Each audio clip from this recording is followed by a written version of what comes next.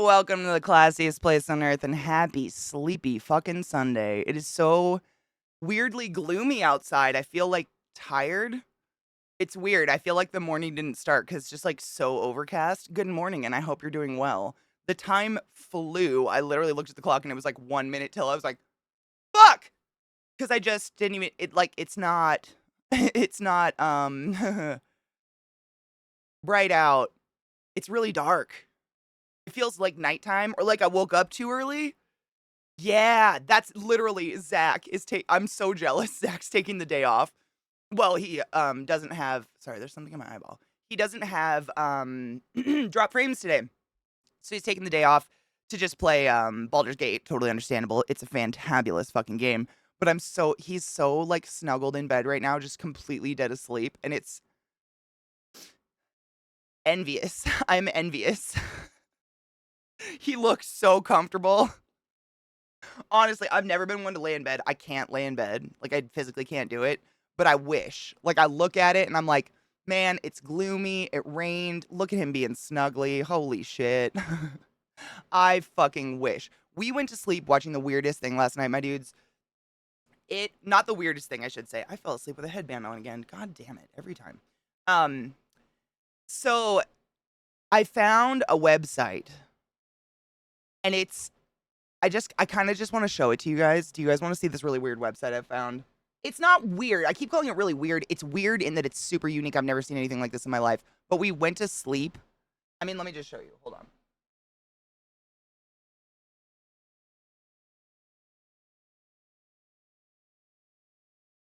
It's incredible. No. If you have a Prime account, you have a free sub to give to any one streamer once a month, every single month. You have to resub it manually, but every time you don't use it, you're firmly shoving a $5 bill up the G string of Jeff Bezos, who does nothing for society and is a fucking piece of shit. Stop. I mean, think about it. You're literally like, hey, Bezos, I heard you need $5. Do you know how much he's probably raking in on unused Prime subs right now? I don't want to know. Like, honestly, the amount of money would probably make me fucking sick. Rugrats are on there. Oh, dude, we watched the D&D cartoon. We watched. Do you guys remember? Oh God, I don't remember what it was called, but it was like a Nintendo cartoon, and it was like there was Link and Zelda and oh God, Belmont. We watched that. I mean, it was just like, and the commercials. That was what got me. The commercials are so like weirdly nostalgic. They're like imprinted in my brain, all of the commercials. I don't remember what that fucking show was called, but you know the exact one I'm talking about. That was on 1994, I want to say. The channel of 1994. I don't know. It was very cool though. I think you should check it out if you're bored. I thought it was a really cool website. It's just kind of like, we're all running out of shit to watch at this point. Was it Captain and Game Master? I was pretty sure. Sorry. I was pretty sure Game Master was in there somewhere, but I couldn't remember. But it was just like that. Thundercats was on there. We saw commercials for Transformer toys. I mean, it was just great. The nostalgia of it's fantastic. Please, not sponsored, not an ad. I just like to share cool shit I find, and I thought that was really fucking cool. Kevin and his dog Duke are brought to another universe to defeat the evil, villainous Mother Brain with the help of the video game characters. Yep. Zach was saying it only lasted like 3 seasons, didn't it, Rec? It was crazy short-lived, but it was a great fucking cartoon. I don't know why that was canceled. It literally was Nintendo owned, wasn't it? I think it was Nintendo licensed or whatever. 1995 is my jam for game shows. Oh, we watched game shows, Vile. Oh, yeah. Game shows and cartoons. Legend of the Hidden Temple, Double Dare. We were just talking about Legend of the Hidden Temple. Can you name all of the teams without looking it up? Because I forgot one. We tried. Zach, I don't know why before I even found this website, Zach and I were talking about Legend of the Hidden Temple for some reason recently. And I had forgot one of them. And even now, I'm like, I don't remember that one. Why don't I remember that one? Production companies, DIC Animation City, Saban Productions, Season 1 only, and Nintendo of America. There you go. First episode date, September 9th, 1989 in Canada. final episode. It only went for 2 seasons. That's so sad. What a good cartoon. It really baffles me, like, the lack of video game movies and shows and shit like that. Like, we're getting them now. You know, we're getting, like, The Last of Us. Oh, my God. Oh, speaking of, this is something I've been meaning to talk about for days, and I just keep fucking forgetting. There... How do I... Hold on.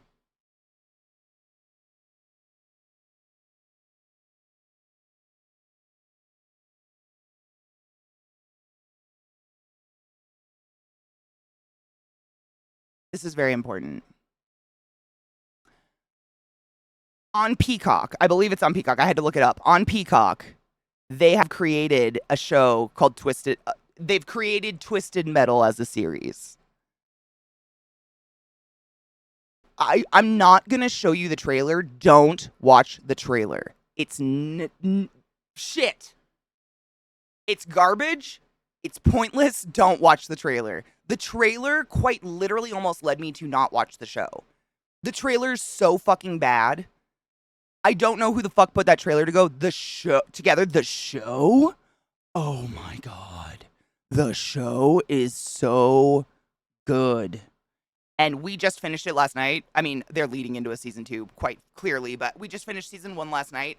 And the last episode, I mean, no spoilers, but it literally, like, ends with, like, the giant arena and all the cars. And I was, like, on my toes, like, giddy watching it last night. I was my boner for like, just, I don't know how to explain how good it is. It's really good. Rosa from, oh God, what's the funny cop show? I always want to say Reno 90210, whatever. It's not. The funny cop show with Terry Crews.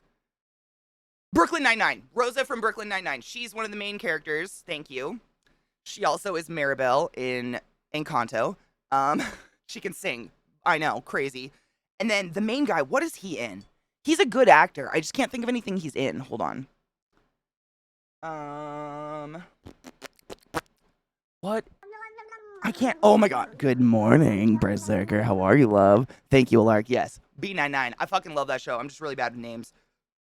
Real Rennie T! Thank you so much for summoning the class, keeping the classy alive, and giving an swing so fucking long. I really appreciate you. Go forth and be consensual in all the ways, because nothing in this world is sexier than pure sober consent.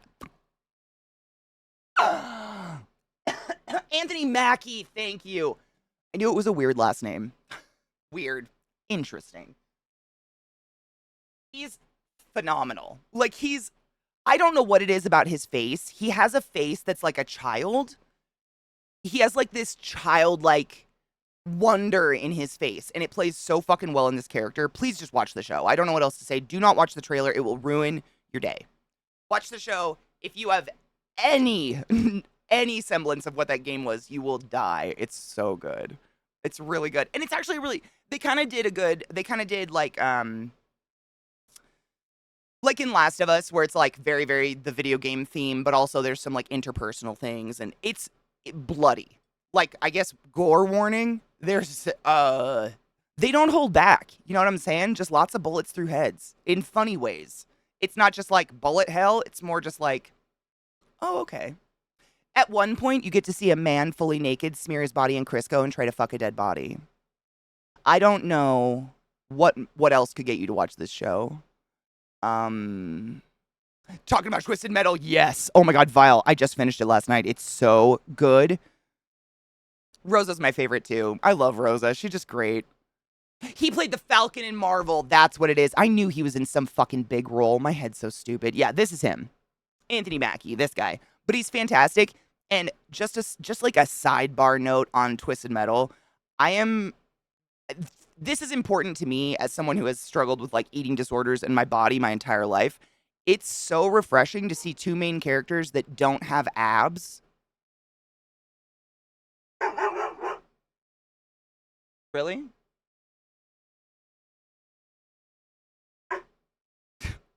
Bill's awake. Yeah, Anthony Mackie and what is the Rosa's real name? Hold on. She's a great actress and has a beautiful voice.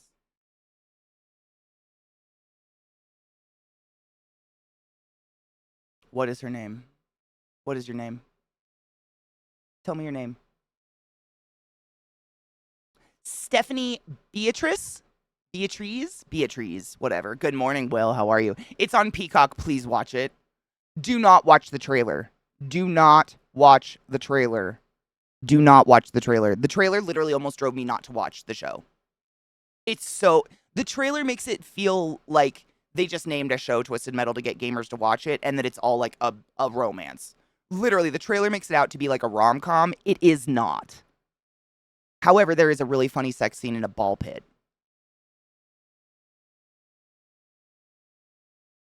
Oh my god, stop it. This song can't play without us watching the video, can it? It's just not right. It's not, if I'm, the album that has Fuck Her Gently on it, I can sing the entire thing by heart, and it's fucking sick. Dude, Kyle has a massive schlong, and can we talk about the fact that, like, I've watched this video probably 20 times, probably, and until maybe a day or two ago, I never noticed that if you look, Kyle's wearing sequence panties. Sequenced panties the whole time. I thought they were just white underwear. Sequenced panties. Kyle's our hero. I love them so much.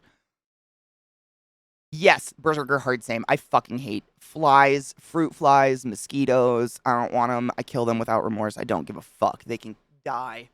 Lo-Fi by Tom Cardi? I don't know. Hold up. Maybe? I'm really bad with song names because I just like let shit autoplay and I never look at what actually is happening. It's terrible. I have a really bad habit of like really jamming out to a song and then letting it pass like 6 songs and then being like, fuck, what was that song? I want to save that. Nothing came up under lo-fi for Tom Cardi. Am I crazy? Did I do it wrong? That's very Me Too. Anything small and flying, just give me too. I can't even take when my hair touches my face. I freak out and think there's a bug on me. I hate it. Greetings, Bezabelli. How are you? Love. Is it Pix? I think it's tribute. It's tribute. I think it's tribute. Genova, I think you're right. Hold on. Now we have to look.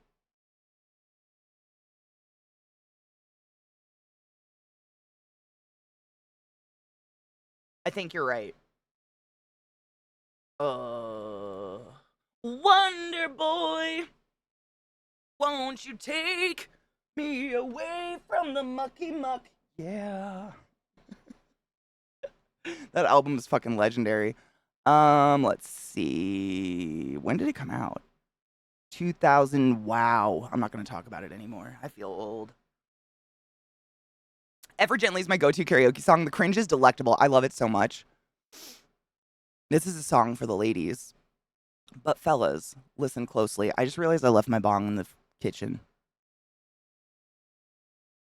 You don't always have to fuck her hard.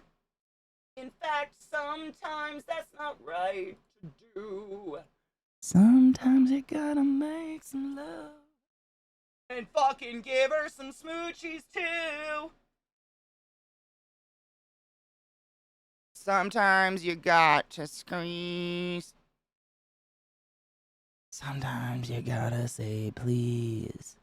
Sometimes you gotta say, hey! I'm gonna fuck you. Softly. I'm gonna screw you gently.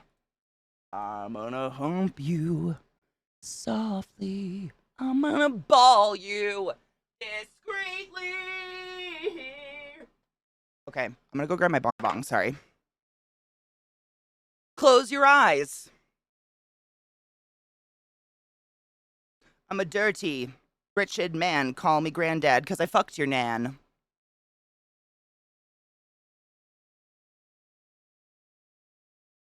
Issues, I just want to live in a church and find peace within my brain. But it's not. Now watch me walk away. Cheers. Lance, good morning. Got scooted weird.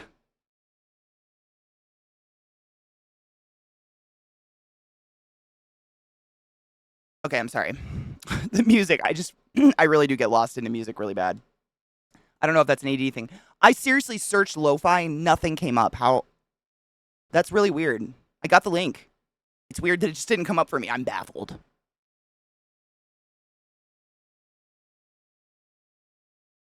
Do you wanna make love to a sad old man? Okay, I got back. I'm back now. I'm not lost in song anymore. I apologize. Oh my god, Pete and Baz Cypher came on next. Hold on, we haven't heard this one before. This is lo-fi. Should we watch the video? We are playing Baldur's Gate, by the way. If anybody's wondering, like, what the fuck, I just usually hang out for a few minutes and chit-chat and warm up. I'm really sleepy. The weather made me groggy.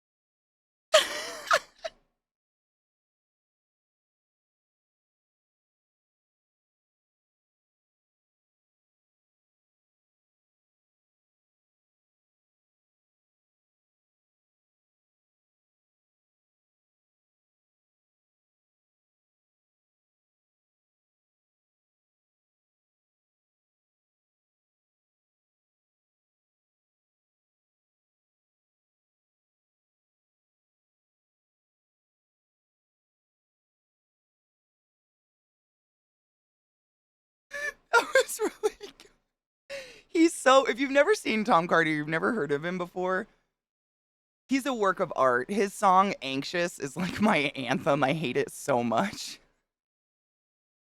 It's like the worst anthem, you know what I'm saying? Like, not the one I want, but it's great. Good morning, Molly. How are you? Genova, speaking of Dash, so get this. So I can no longer permit people by typing /permit. It literally doesn't exist, but my permit button's back.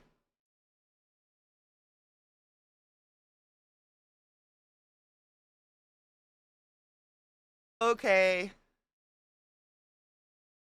What? Literally, if I type, like, to permit somebody, it says that command doesn't exist for me. But I have my button back. And none of it made sense at all. It's just the best. Good morning, Weave. How are you? Molly, I'm well. It's so gloomy here today. I feel really groggy. It's like, I don't know. It just got, like, clouded and overcast and muggy. So it's like, it's one of those weird mornings where you kind of wake up and you're like, did I wake up too early? Because the sun just never comes out. Weird, but I'm okay. I feel things. Because, like, I still get anxious. It's just not out of control anymore. But I still definitely get anxious, and that fucking sucks. Get on the bags. I think Get on the Bags. Isn't that boxing? I thought it was them making fun of him because he only works out twice a week, but I don't fucking know. I probably overwork out, to be honest. You never heard that one? Oh my god. That's one of my favorites. Why Am I Anxious? Dude. It's legendary. I mean, it's a favorite. It's just, like, so relatable. I don't know. It's crazy. On the bag? Maybe because twice a week you get on the bags. Hold on. Where is that part? Because it looked like he was in a boxing outfit. I'm serious. I've thought about that exact line, too. Because I'm like, get on the bags, but I thought it was him working out. Hold on. Where is it?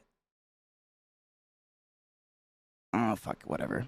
That song is just iconic. I don't know, dude. I don't even know when it came out, but like Bezbelly was saying, the things I've introduced, like, you guys give me all this stuff, honestly. I guess not all of it. I shouldn't say that. There are some things I bring to chat that I get really excited about. Like my 90s TV, which I showed everyone this morning, which is one of the coolest websites I've ever found in my life.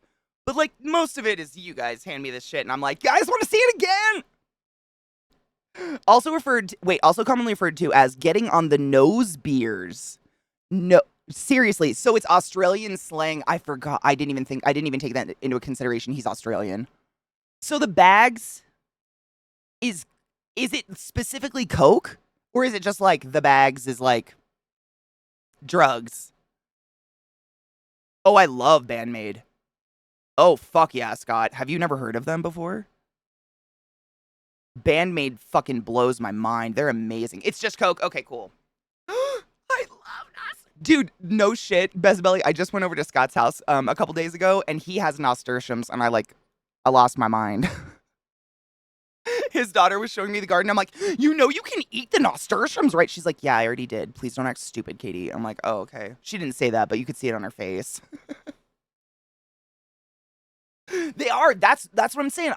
Nasturtiums. They're one of my. I mean, if not my favorite flower to grow. They just are prolific and they're beautiful and edible, and they're really good pest control because I guess they taste to bugs. They taste bad. I don't know. I am a super garden nerd. I know. I know. I know. You should have seen. I mean, I was like a kid in a candy store picking shit and eating Scott's garden. He has such a better garden than we do because, he's had more time to establish, but they have like radishes and dill and everything. They have everything. They had, oh my God, have you guys ever seen borage? The plant borage? It's one of my favorite plants I've ever seen, and I've never got to grow it before. And they have a borage plant that's like 3 feet tall. It's huge and so beautiful. They look like they're velvet. Did you really, Bezbelly? Did you have a favorite? I always felt like the leaves, like not the petals, but the leaves were my favorite, just because they have like a peppery flavor. Bees, dude. I'm so jealous of all your honeybees. Like I have all sorts of pollinators. Don't get me wrong. Like we got mosquitoes like crazy, and we have like those little, those little blue bees that live in the ground. Scott, I can't. You told me what they were one year. We have those everywhere. Like we got lots of pollinators, but I have yet to see a real honeybee in my garden. I've seen bumblebees, wasps, hornets, etc. Have yet to see. And Scott had so many honeybees. I was so jealous. I love honeybees. Leaves me too. Yes, artichoke flowers. Artichoke flowers, dude. If I grew an artichoke, I would let them bloom. Like killing that flower for the little amount of food you get out of it is not worth it. But the flowers, aren't they basically they're a thistle, aren't they? Correct me if I'm wrong. I think they're a thistle because that's what the flower looks like. It's like that big purple like explosion. The May the 4th be with you short he made? No, hold on. I have to grab it. Wrong mouse. I have a lot of links up. Hold on. Okay, I got Little Stranger. Hold up. Did I miss one? I think I missed one. Oh shit. Fuck balls, dicks. New to you? Oh, dude. Seriously, the technical playing in Bandmate is off the fucking charts. You like Baby Metal, don't you, Scott? Similar. If you hadn't heard of them before, I'm sure you have though. We have them on here all the time. But there's a Baby Metal. Have you ever heard of First Take? The channel on YouTube, First Takes. Oh my God, and dude, Scott, sorry, this is way too much information. My brain is very ADD today. I went to my local exotic store the other day to get some feeders. They have like 7 tanks of axolotls. You should take your daughter. Big ones. Really pretty. I know she really likes them. And it's like a mini zoo in there. And they just reorganized the shop and they have 7 huge tanks with axolotls in them. And they're cool.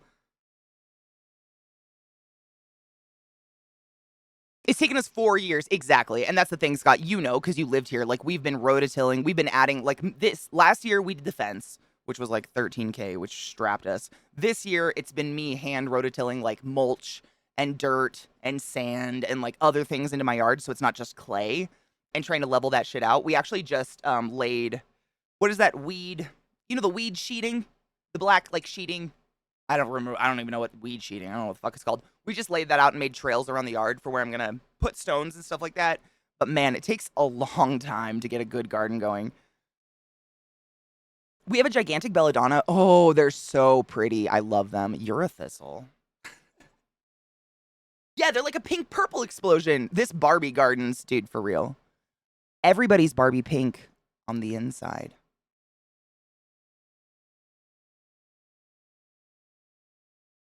Think about it. Oh, Mattress Wolf. Have you no, Baby Metal's fantastic. The name is kind of misleading. Baby Metal's fantastic. Dude, Lance is absolutely. I'm always down.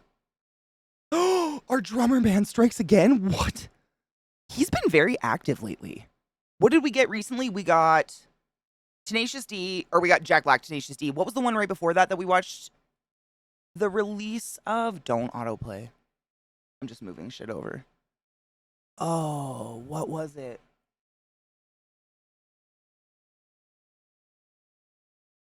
Nope, brain died. I don't know. I got Little Stranger Coffee and stop music. This was the next one I wanted to play. I hate cutting a song in the middle. It feels like a dick move. People put so much work into their art. I'm gonna play you Baby Metal though, because Baby Metal, it's a metal band. It's a Japanese metal band headed by 3 female leads and a full fucking band, and they're amazing. Like at glance, you think gimmick. You think, oh, it's one of those little bands where they like collect little 13-year-old girls and age them out and collect new. Like it's not that. But ooh, BDO, did you give me this? This is good. Oh, it'll crumble? Oh, Scott, good to know. That's what we were going to do today is go get sand. It's when you add babies into the forge before the metal. It makes it extra shiny. Seahorse, have a beautiful Sunday, honeybean. Don't forget to wash your hands. It's an old one, I think. He just has too many shorts. Dude, I don't care about old stuff. Like, if I haven't seen it, it's new to me. You know that. What does this remind me of? Like Sublime or something? I dig this.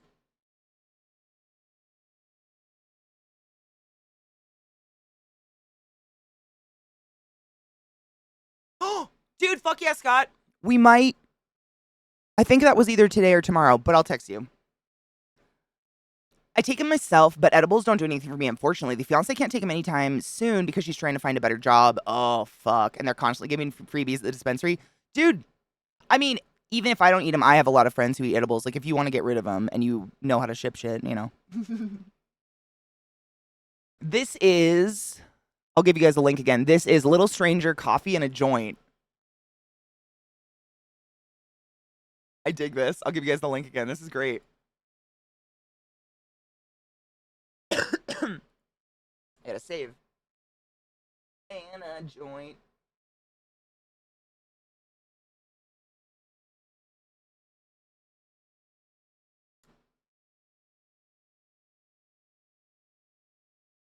Badass, how are you? I hope it's not terrible things. Sometimes I wonder. Like, sometimes I turn off stream at the end of the day and kind of just sit there in silence, and I'm like, did I scare someone today?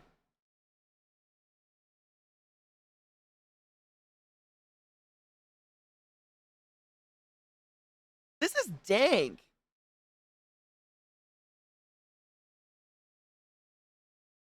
Zoe, anytime, any place. Didn't that, it tasted like my mouth, I can't tell if it's just the house smells like garlic or if my mouth still has garlic. Like I brushed my teeth like 3 times since that soup, but like garlic. It's the house, it's my face. Something in here is just garlic. But man, was that soup fucking good. Cheers.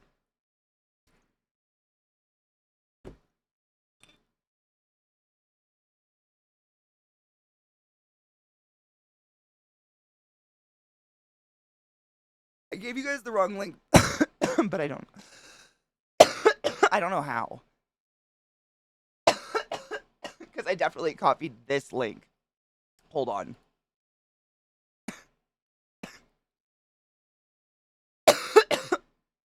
Weird.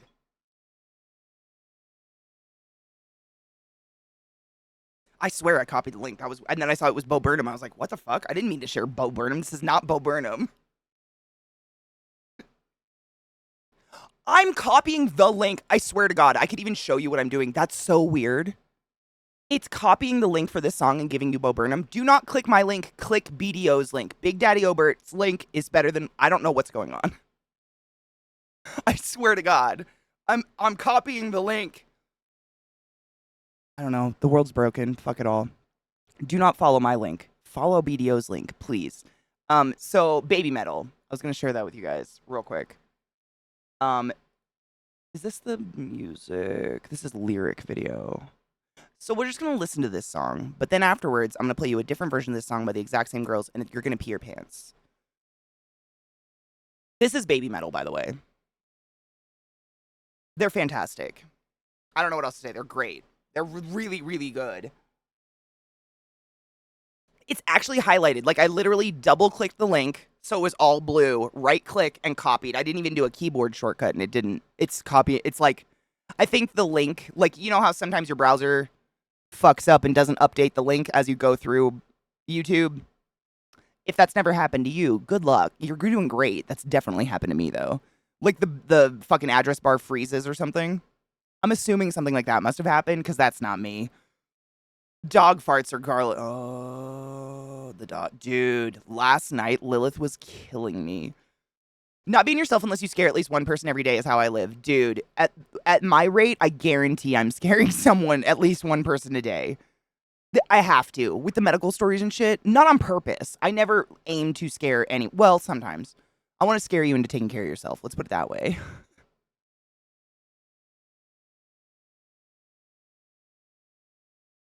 Isn't this dank? I'm going to try to copy a different link and see what happens.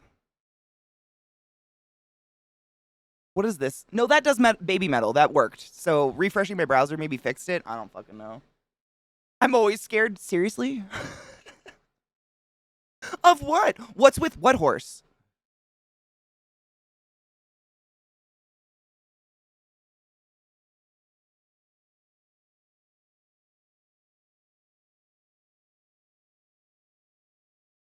What horse? Take care of yourself? God damn it. I think it's good to have a healthy amount of fear in your life. It's healthy to, not be off your fucking whatever. I love Electric Callboy. We were listening to them earlier. I love them. I really like bands that are like metal but kind of not at the same time, like this and like Electric Callboy. I don't know. They're fucking phenomenal. I think it was Sales who introduced me to Sales, one of my mod's good friends. Yeah, I think he introduced me to them, and I've been obsessed ever since. Not only are they phenomenally talented, they're fucking hilarious. The music videos make me die. If I was ever scared from your stream, I mean, many years past the time to jump ship. That's very true. At this point, you're kind of like, what is that, guilty by association or whatever? You're too ingrained, my love. You've been here way too long. I don't even want to think about how long, to be honest. It makes me a little anxious. When I think about how long I've been on Twitch, I'm just like,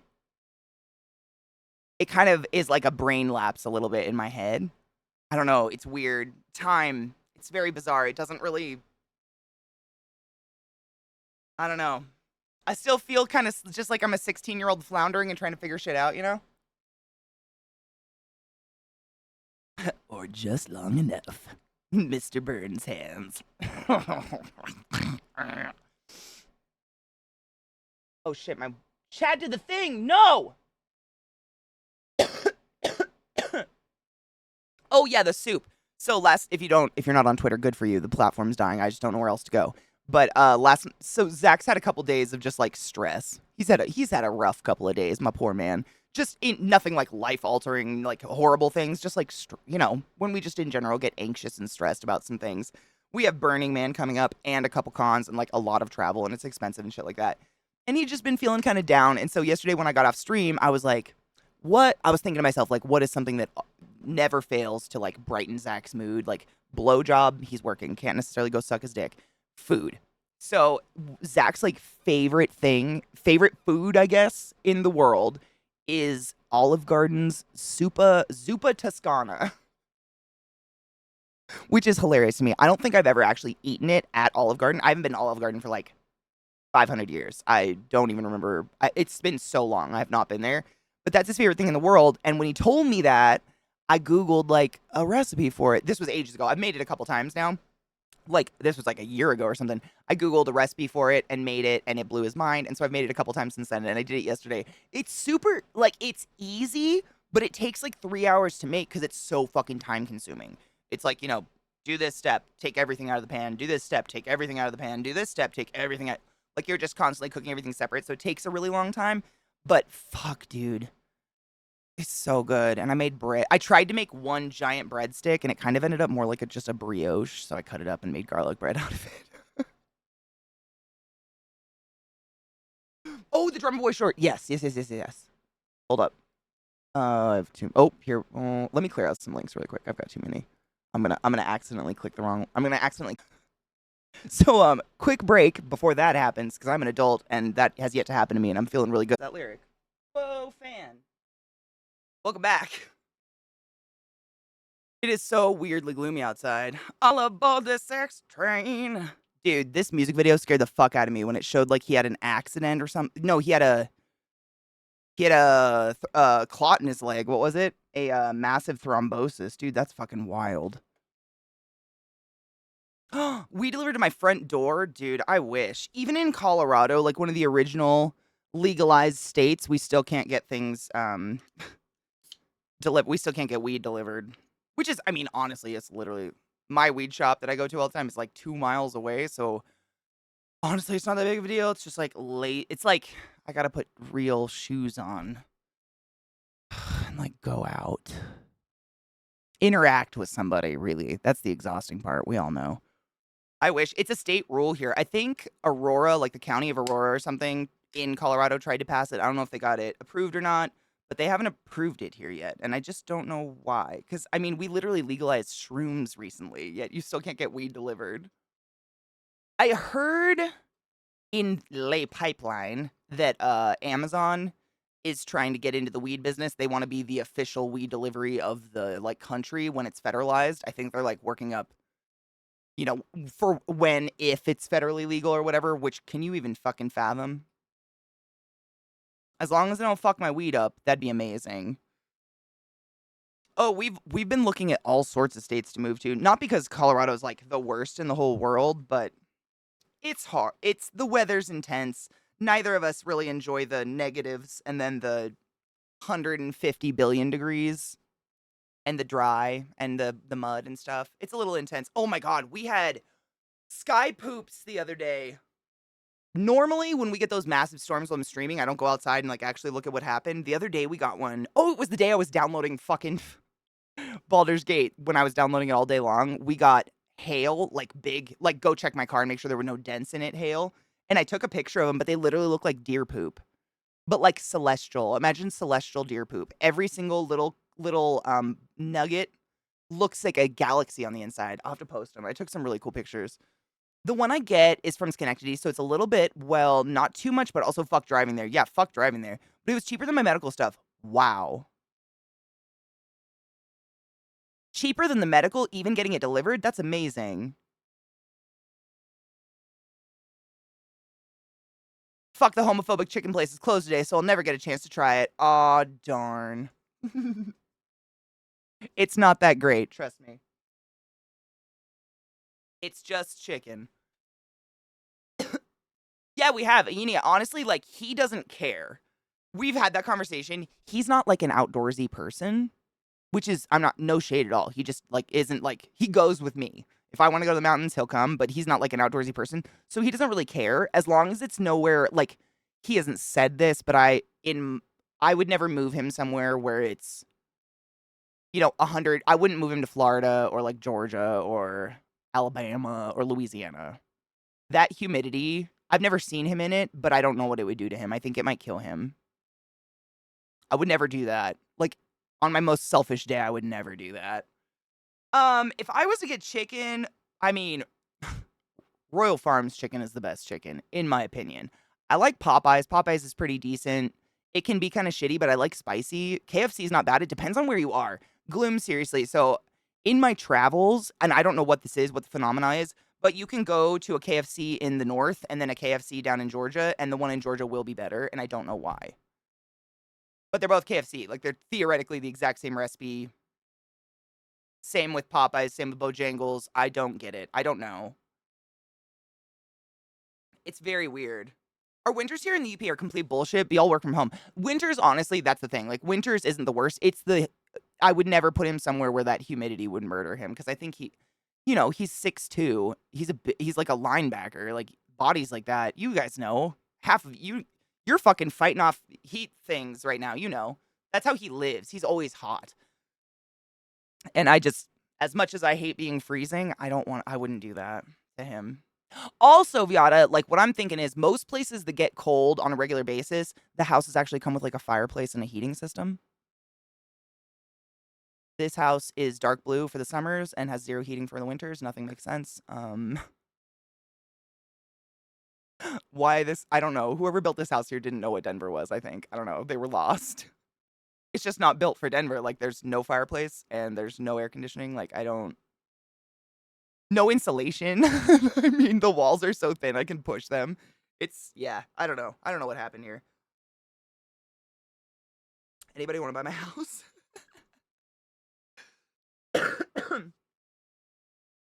Ooh, Seven Dust. Wow, Seven Dust still exists? I had a mama turkey and her babies. Oh my god, cute. Oh, cute.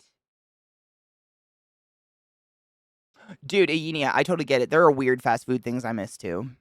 KFC mashed potatoes. They're not even potatoes, but for some reason I love them. Bojangles is great. I've never lived anywhere where there's a Bojangles though, to like get regularly, but the one time I had it, it was phenomenal. Popeyes is the only place that makes decent coleslaw in my opinion. All the other chicken places that I've had, the coleslaw is pointless. Don't eat it. It's like mayonnaise and fuck sausage. I miss having a wood stove, man. We were looking at New York a little bit, like the state, not the city. I would not live in the city. I have family in the city. They're weird. I don't think the city is good for you. Ooh. Is this a new Ren song? I don't know if I've heard this one. Losing It? No, it says it's a year old. Huh. I haven't heard this one. Hold on. We had videos, I think, that we didn't watch yet. I want to clear some of this out. And then we're going to play Gam. Yeah, we have one more video. This is the one that was supposed to fucking age me. Hold on. I won't cut the song. It's only half over. But damn, I haven't heard this one before. This is good. It's got a really good beat. Nope, we haven't watched this one yet. I'm saving it. Timon, how are you, love? All you beautiful souls are the loveliest of humans. Agreed. I'd still like be fucked off more. I'd love to move to Woodstock or Blue Mountain. Same, Gloom. My perfect, ideal home is a cabin in the middle of the woods with no one in a 30-mile radius. Perfect internet. And Amazon delivery. It doesn't exist, but that's my ideal. I totally get that. I'd love to homestead. That's my dream, is to have, land to have a huge fucking farm and pickle my own stuff and have some chickens.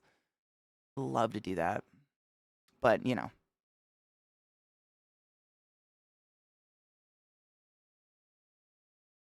School of Rock is 20 years old? No. No.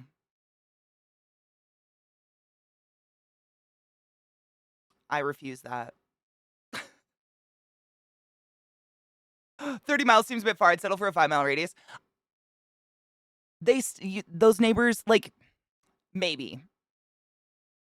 I grew up like that, I grew up in the middle of fuck nowhere where our closest neighbor was 5 miles away, and they'll still come to your house to, come do neighborly things.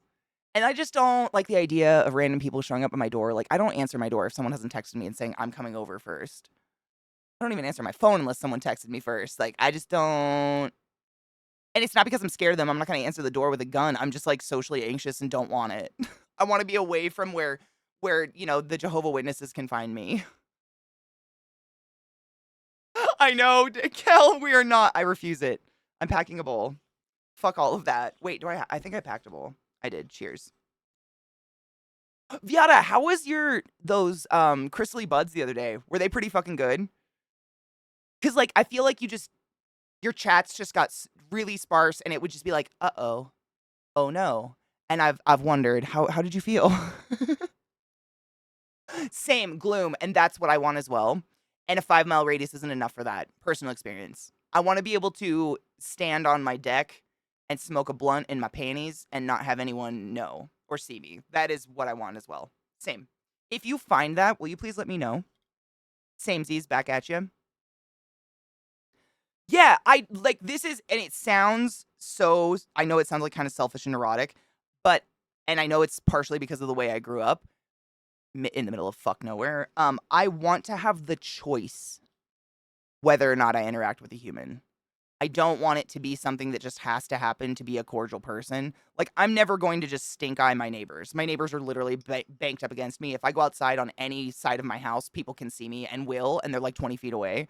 And I wave and I smile and I'm very cordial because they're my fucking neighbors and I'm not an asshole. But I don't want to.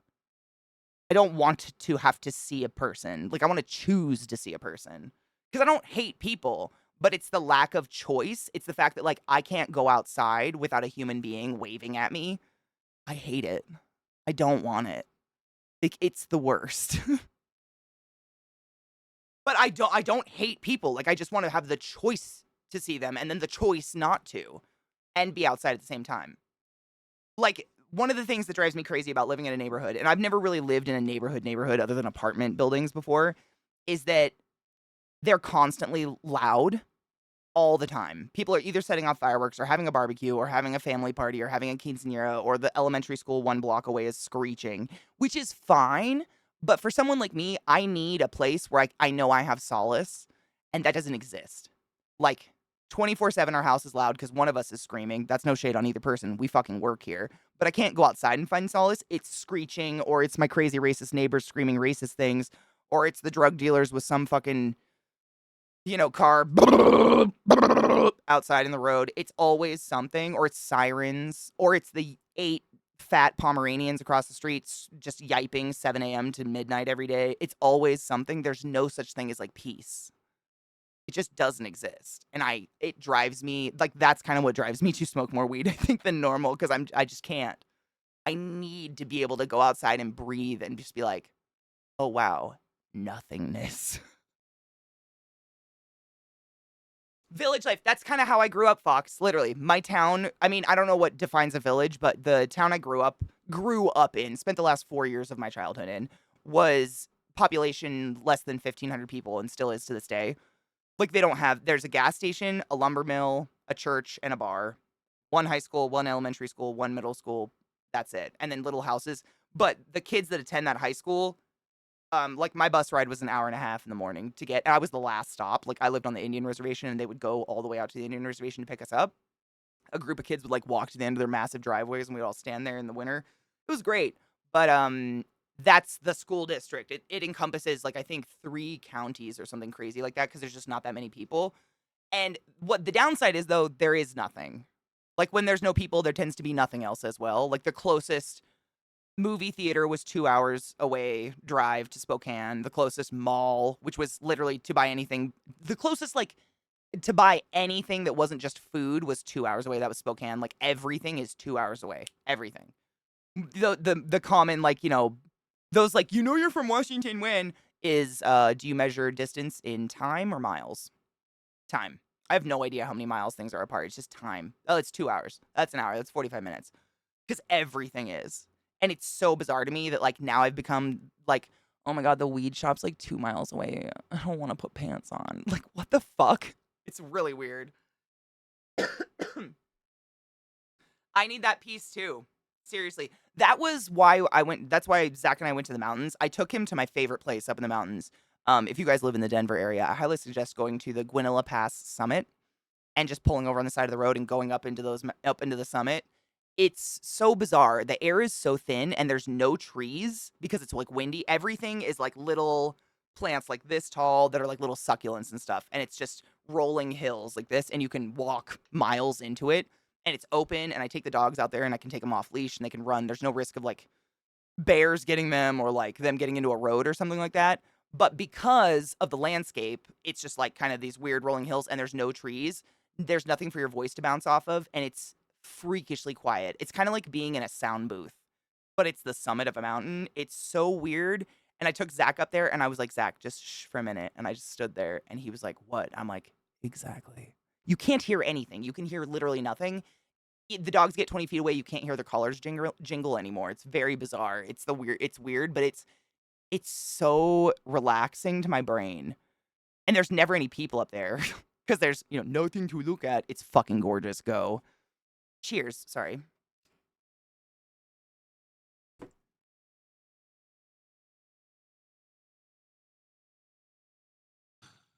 Oh my God. I got super fucking high, got sucked into Diablo, and ended up leveling from 10 to 28. That's beautiful. I thought about getting some soundproofing for one of the rooms, or maybe a soundproof shed if you have room. So we have a shed. However, it's entire floor is rotted out and there's no way to temperature control it, and we live in like hell of weather, you know, like Colorado hell weather. And the only other like enclosed space in the house is our guest bedroom, which is literally sharing a wall with Zach, and there is no amount of soundproofing. It doesn't exist. Bless his heart, I love him. Like, let's just be clear on that. There's probably no amount of soundproofing for myself either. Let's be real. I must self-reflect.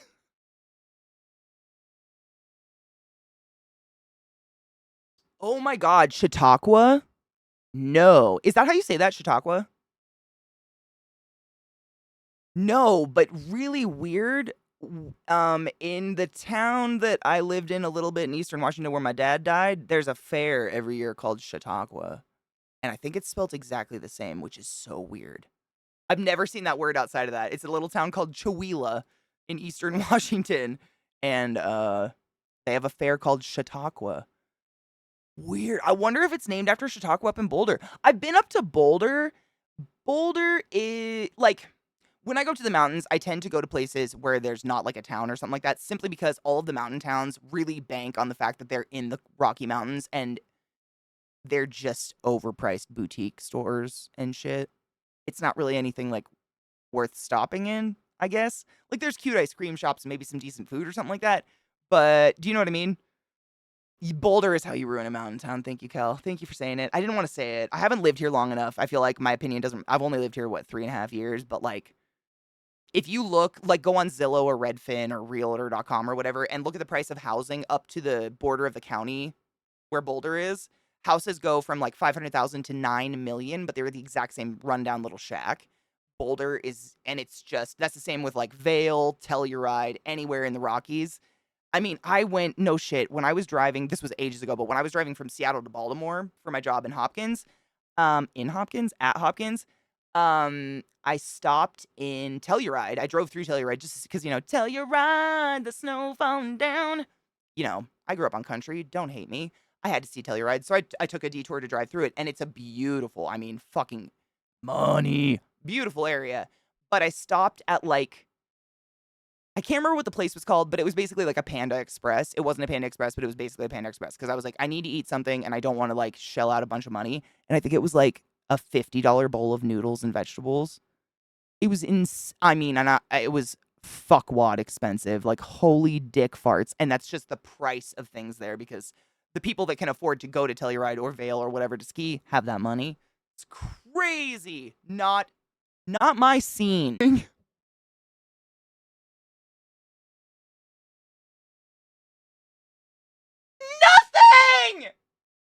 Nothing! Why am I haunted? I just want to read about Leva getting fucked.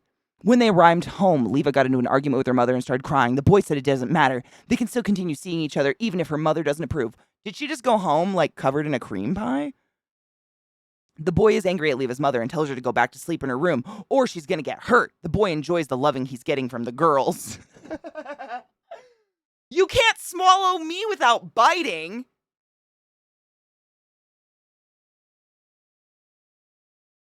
What? No, I read that right. You can't swallow me without biting. He's fallen in love and is never going to let go of Leva, even if her mother tries to stop him. From now on, he's not interested in dancing with other girls anymore. What? You can't? Is that like a big dick joke?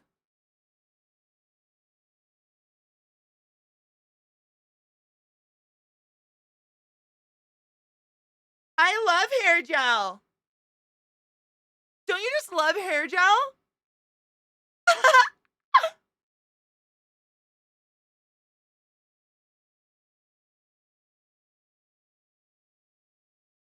Natural volume, man. Crazy. I need a haircut. Breaks into a rendition of Careless Whisper.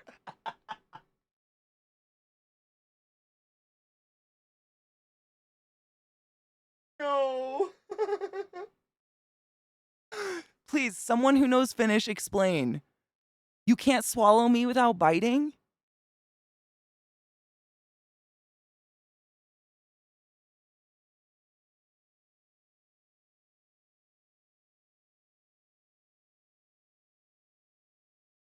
I'm gonna ask Zach.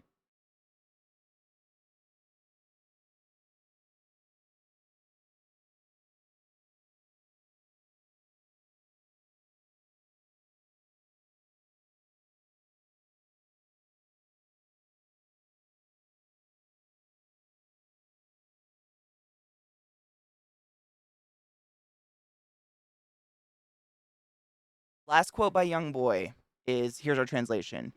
You can't swallow me without biting. He's fallen in love and is never going to let go of Leva, even if her mother tries to stop him, whom he threatened to murder after fucking her daughter at a party. From now on, he's not interested in dancing with other girls. You can't swallow me without biting. Is that a big dick thing? No. What is No. that? No, you can't love me without hurting me. I think what I'm getting from that. Do you need a dick for that? I would have never, but that makes. That's what I got from it. I don't know. You can't take all of my love without harming me in the process. You're so smart. What the fuck? I'm sitting here thinking like big dicks. Like, do you bite down when you choke? Think about dicks. You love it. Everything is dicks with balls. Everything is dicks and balls, though. Even flowers look like vaginas.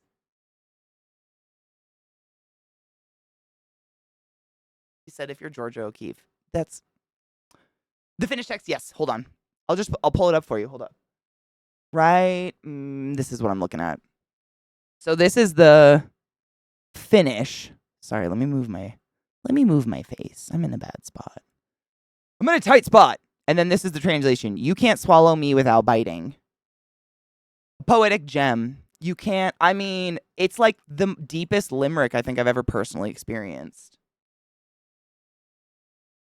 And that was that happy like song we just heard. Was about that. Whoa. Every breath you take. Tappity tappity appity tippity tippity tippity hajaleen. This language looks fun. Is it as phonetic as it looks?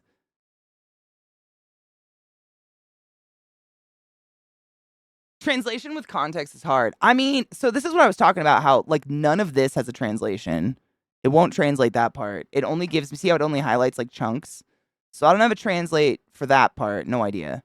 I think I have to sign up on this fucking website or something, which is stupid, but it highlights the ones I'm allowed. So we got like, we got the gist of it, but then like you can't, I want to know what happened before the swallowing. The boy enjoys the loving he gets from girls, and then you can't swallow me without biting?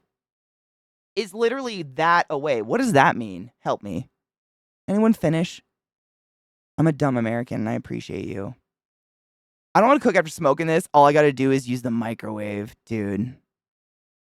Maybe that's a sign you're just thirsty. Hydrate.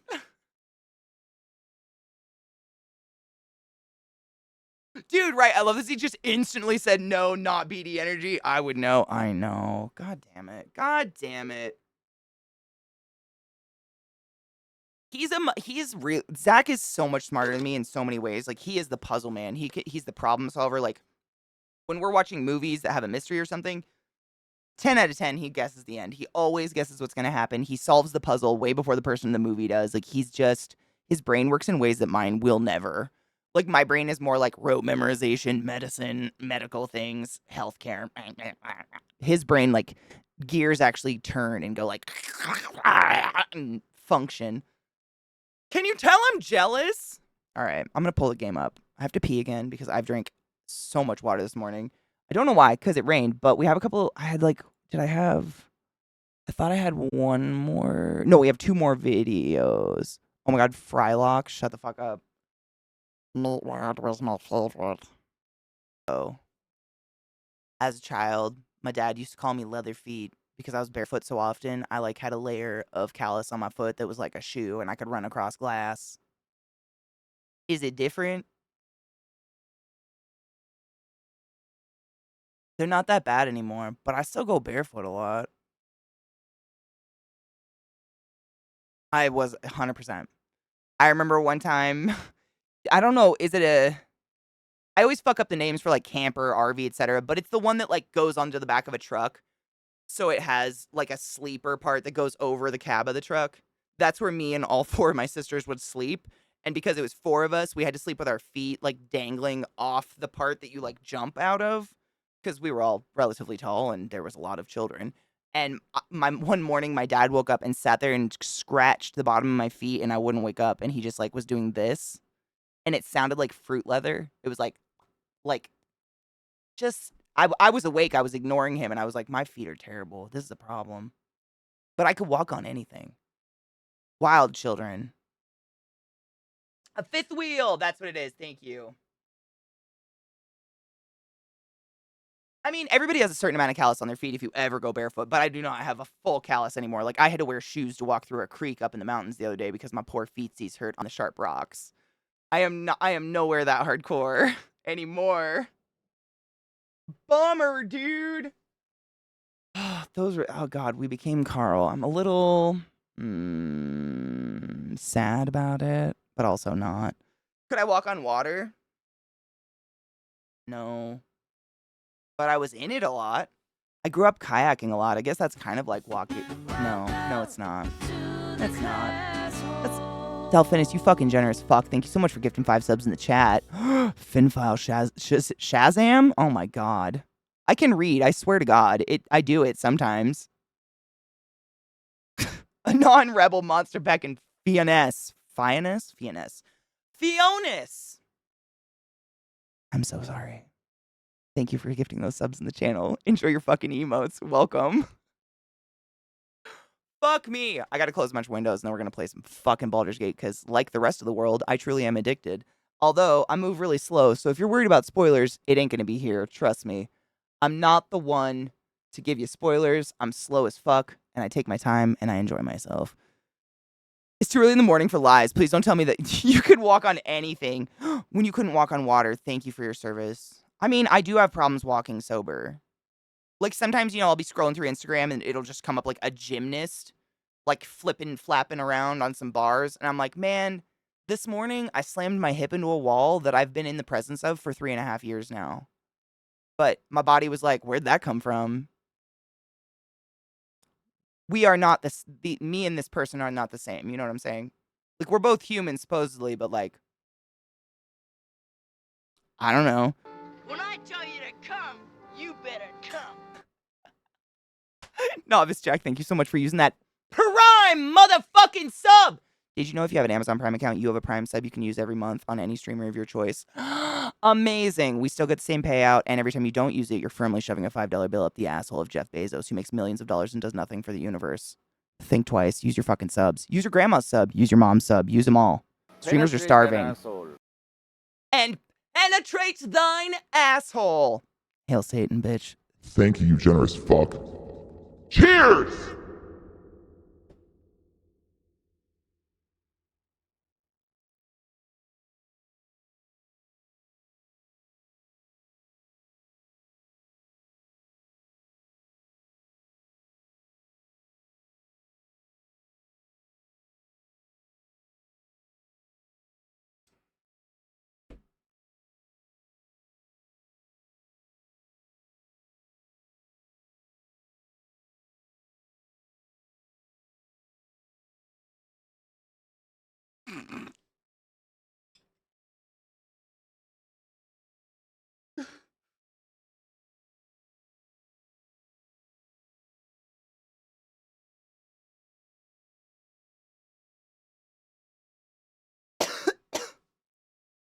Tis time.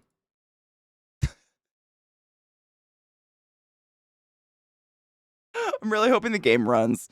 Destiny was being a fuck last night, but I hope that's not my internet. Mishy, there's a video. There's a video. This is Tom Cardy. I swear to God, someone in chat just shared it. Forgive me, I forget who. Claim responsibility because it's a fucking work of art. I've never heard this one before, but it's pretty fucking great. Come on, Baldur's Gate. Time to stretch. That beehole. Ooh, I just pulled my shoulder out. Bless your heart, Echo. Ginger, yes. Wow, we have a big old cat spider living. I think it's called a cat spider. I don't know. It's those big orb weavers that are around every fall. We have one living outside our kitchen window, and I love watching her eat every night. She's dope. I actually think I tweeted a picture of her the other day. We got a cool picture with like her shadow behind her. Ouch. I slept bad. Or, tight or whatever. Oh shit, okay, this is it. Thank you for reposting. I had clicked it and then, something happened. So this guy isn't bothered by lovingness, tenderness, and then words I can't pronounce, when women are lining from side to side. Oh. That makes your translations better. You should translate those things. It's just better for us. I guess, should I say us?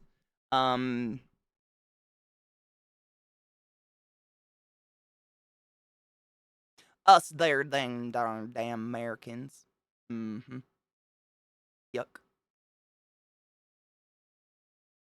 Know what I'm saying?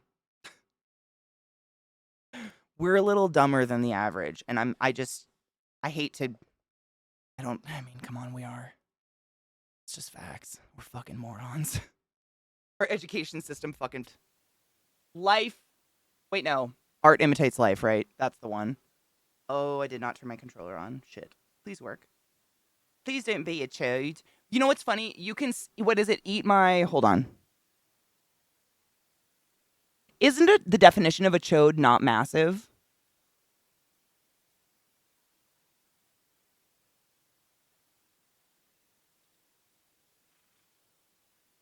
Ginger, we have a Spooter Discord channel. It's literally called Spooters. We made it specifically because a lot of people have a phobia and I don't want to scare people. I thought, oh my god, thank you, Vex. I thought chode was a taint until literally a month ago and Zach corrected me. I thought a chode was a taint. For my whole life, when I said suck my chode, I was talking about crusty ass taints. And Zach was like, no, a chode is a tuna can dick. And I talked about it with chat and they said that's real. I didn't know until literally a month ago. I have always referred to a chode as just a big ol' fat, like, gooch. Yeah, I didn't know. So thank you for saying that because I was like, man, I love me some fucking vulgarity, and the fact that I've been using chode wrong for so many years is almost a little, like, embarrassing. I mean, arguably, a chode could be part gooch, depending on how wide versus long we're, like, like if it's just a shroom top merging into the gooch. Right? I don't have a penis. I'm literally I'm not here to I help me. Moving chat so I can see you guys because you guys are way over there. I need you here. He has the most quintessentially straight, like aesthetically perfect looking dick in a weird way I've ever seen. I'm like, numbers don't matter, but like I've experienced a few dicks in my day. They all have a curve. That's natural. Y'all swing one way. Everybody has a curve. Everybody has a little bend. Everybody's head is different. Everything's different. It doesn't matter. A dick is a dick is a dick. Have fun. Could be it's a dildo. It's almost like disconcerting. The genetic. I don't know what happened there, but there's no curve. Which is weird that stands out, but that's like the most standout thing. It's just like a fucking torpedo. Wild. I don't know why. Like, what happens there? Literally, I just thought it was natural that everybody has a fucking curve. No matter what, right? He's uncut. Maybe that's it. Maybe you only get a curve if you're cut. Any uncuts? Do you curve?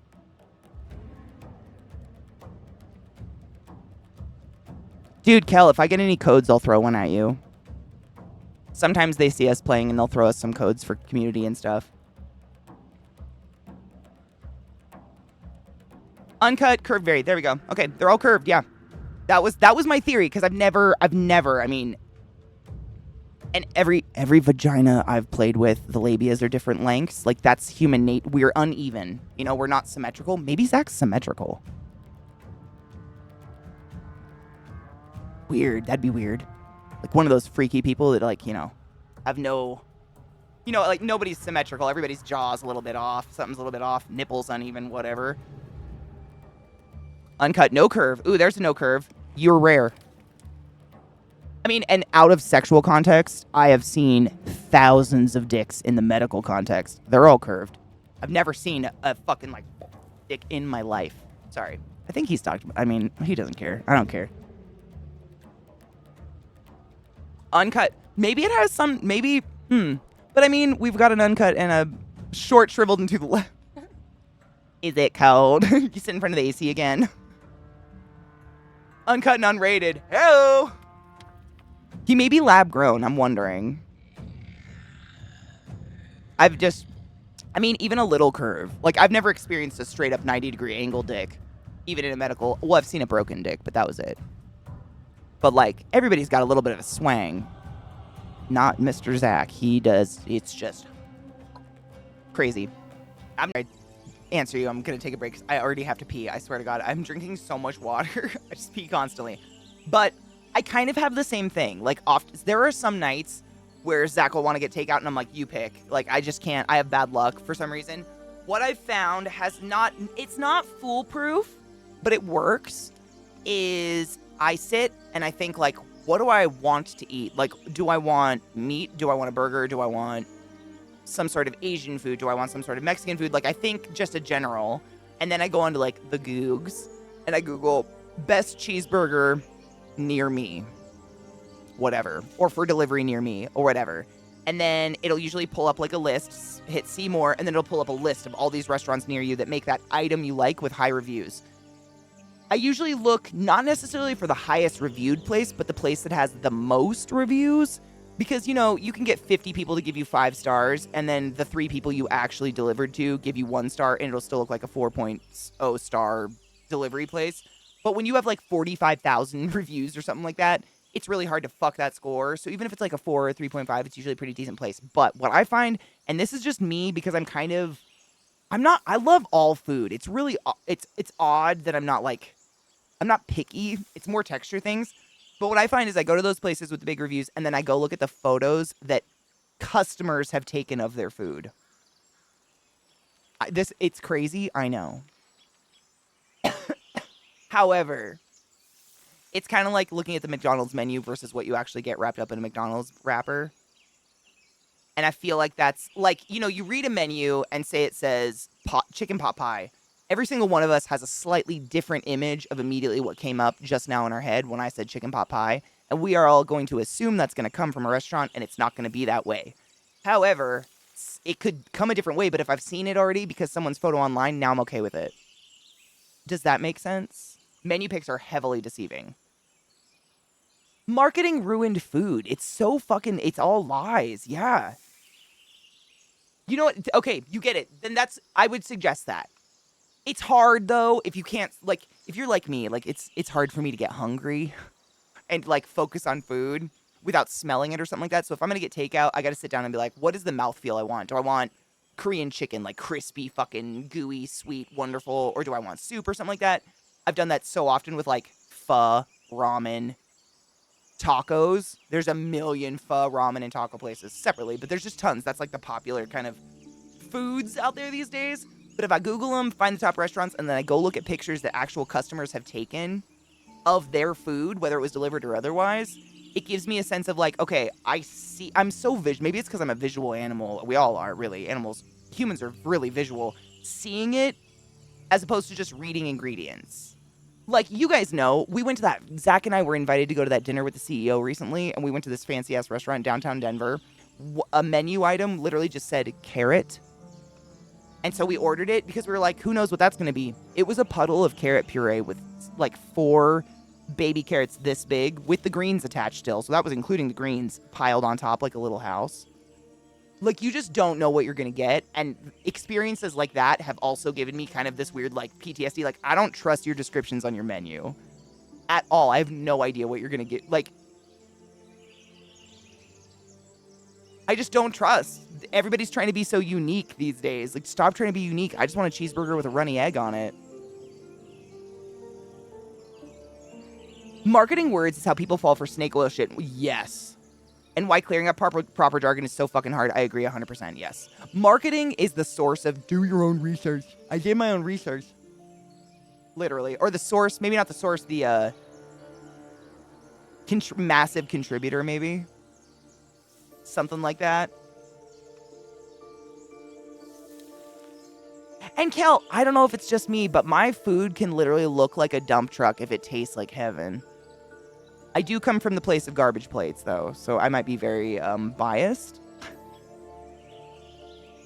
But I'm all about a one-bowl meal that's going to taste like sex. I don't need something to be pretty.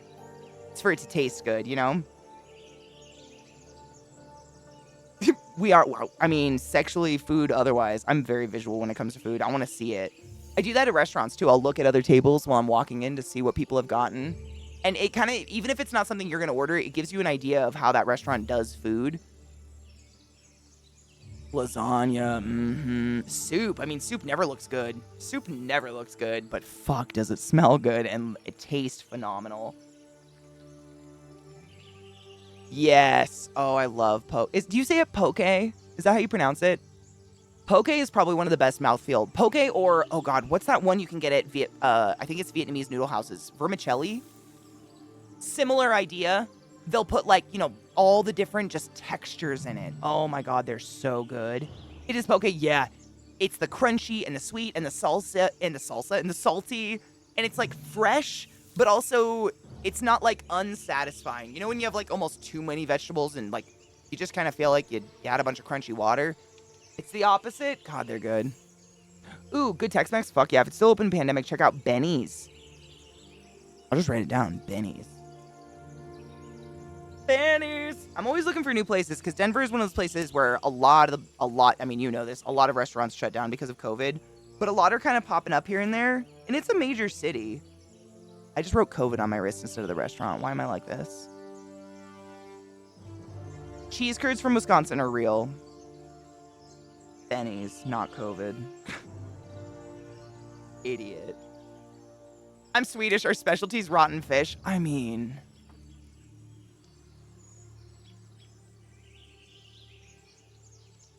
I'm American. Like, full stop. Our specialty is... Probably barbecue. No, not even barbecue. What is American? Barbecue? Barbecue's dank, but I don't know. Bibimbap is the shit. Okay, quick break. I gotta pee. I'm literally about to piss my pants. Break time. Enjoy this. I think I'm pretty stuck. I've been allowed to be myself for too long. It is now done. I am stuck here now. Welcome back, guys. I had to pee so bad, man. It's crazy. I think I gotta comment on the water or something. It's actually kind of cold. Did you? Oh my god, are they in the art section? Actually, I was trying to open Discord for something else. I don't remember. Oh, you sent them to me. Bless your heart. Oh my god, they're gorgeous. Hold on, I want to open these up. My boy LZT has a leather company, by the way. If you guys don't know this, he is our Hyde father. And he creates beautiful work. I have a backpack, and it's not near me for some reason, but I have a backpack and wallet. You guys know. I sing the praises all the time. But with good reason, let's be honest. These are gorge. Holy shit. These are so good. LZT, are these with your laser? Is it a laser cutter? Is that what it's called? These are beautiful. These are coasters. Oh, I love them. Oh, these are dope. Oh my god, they're like Candy Skull Pokemon. Ooh, oh my god, look at that. Am I on top of the face? Hold on, let me move. Oh, wrong screen. Let me move my face. Look at the face on the Vulpix. That's fucking sick. Or Vulpa, whatever. The fox one. I don't know. That's the Vulpix. Vulpsy something. The Psyduck. I was literally just gonna say the Psyduck's my favorite. I love Psyduck. I mean, of course we would. Absurdly loud, sleepy creature. Look there. These are cool. LZT. What is this one's called? I can't remember why. Dia de los Muertos Pokemon. Thank you. Wow, I can fucking speak. I can't remember these two. I never got to play Pokemon as a kid. Gyarados, and then which one is this guy?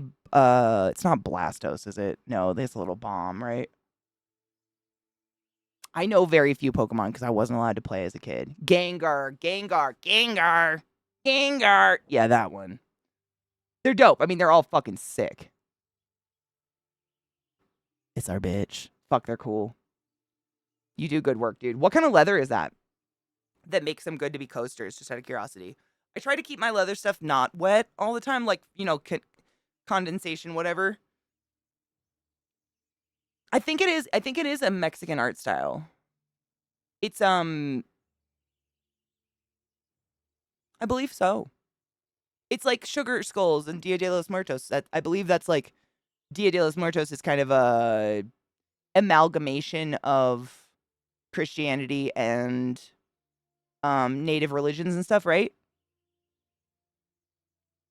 Yeah. The Day of the Dead, yeah. Oh, no shit, that's the new leather. Ooh, do you like it? What do you think of it so far? What's your review of the new leather? Bubba, how are you today? How's your day been? Has it been exciting? A thrill? Have you done anything productive? Perhaps a story to tell. Oh, there was a cat in the yard? You were gonna kill it, but then it spit at you and you didn't? Yeah. No, that's Willard. We like Willard. You gotta stop trying to kill Willard. We support Willard. This is my precious Void. He's my boy. I don't know. He's got this weird, kind of adorable little habit of, like, once or twice a day, he's just got to come over and he crawls up on my lap halfway and we have a little snuggle. And then he goes off and does his thing. All right, I should be online now. Yeah, I didn't change anything, but I noticed that in the game too. It had me not online. Kids are a boy. My little Void man.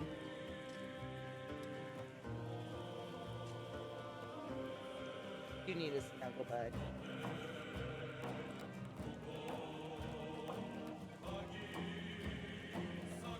Say hello to my giant friends. Hi, Bubba. What? What? Oh, thank you. It itch. Big stretch.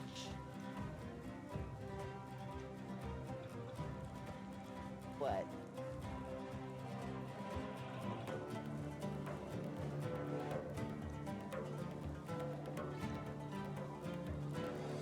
Thank you. Oh, thank you. Oh, thank you, Bubba. Oh, that's a good itch.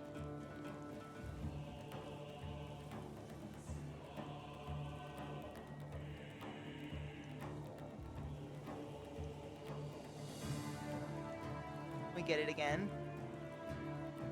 Oh, there it is. Oh, that's a good itch, huh, bud? Yeah. Oh. You good boy. Oh, thank you. Thank you. You lick butts with that. So do I.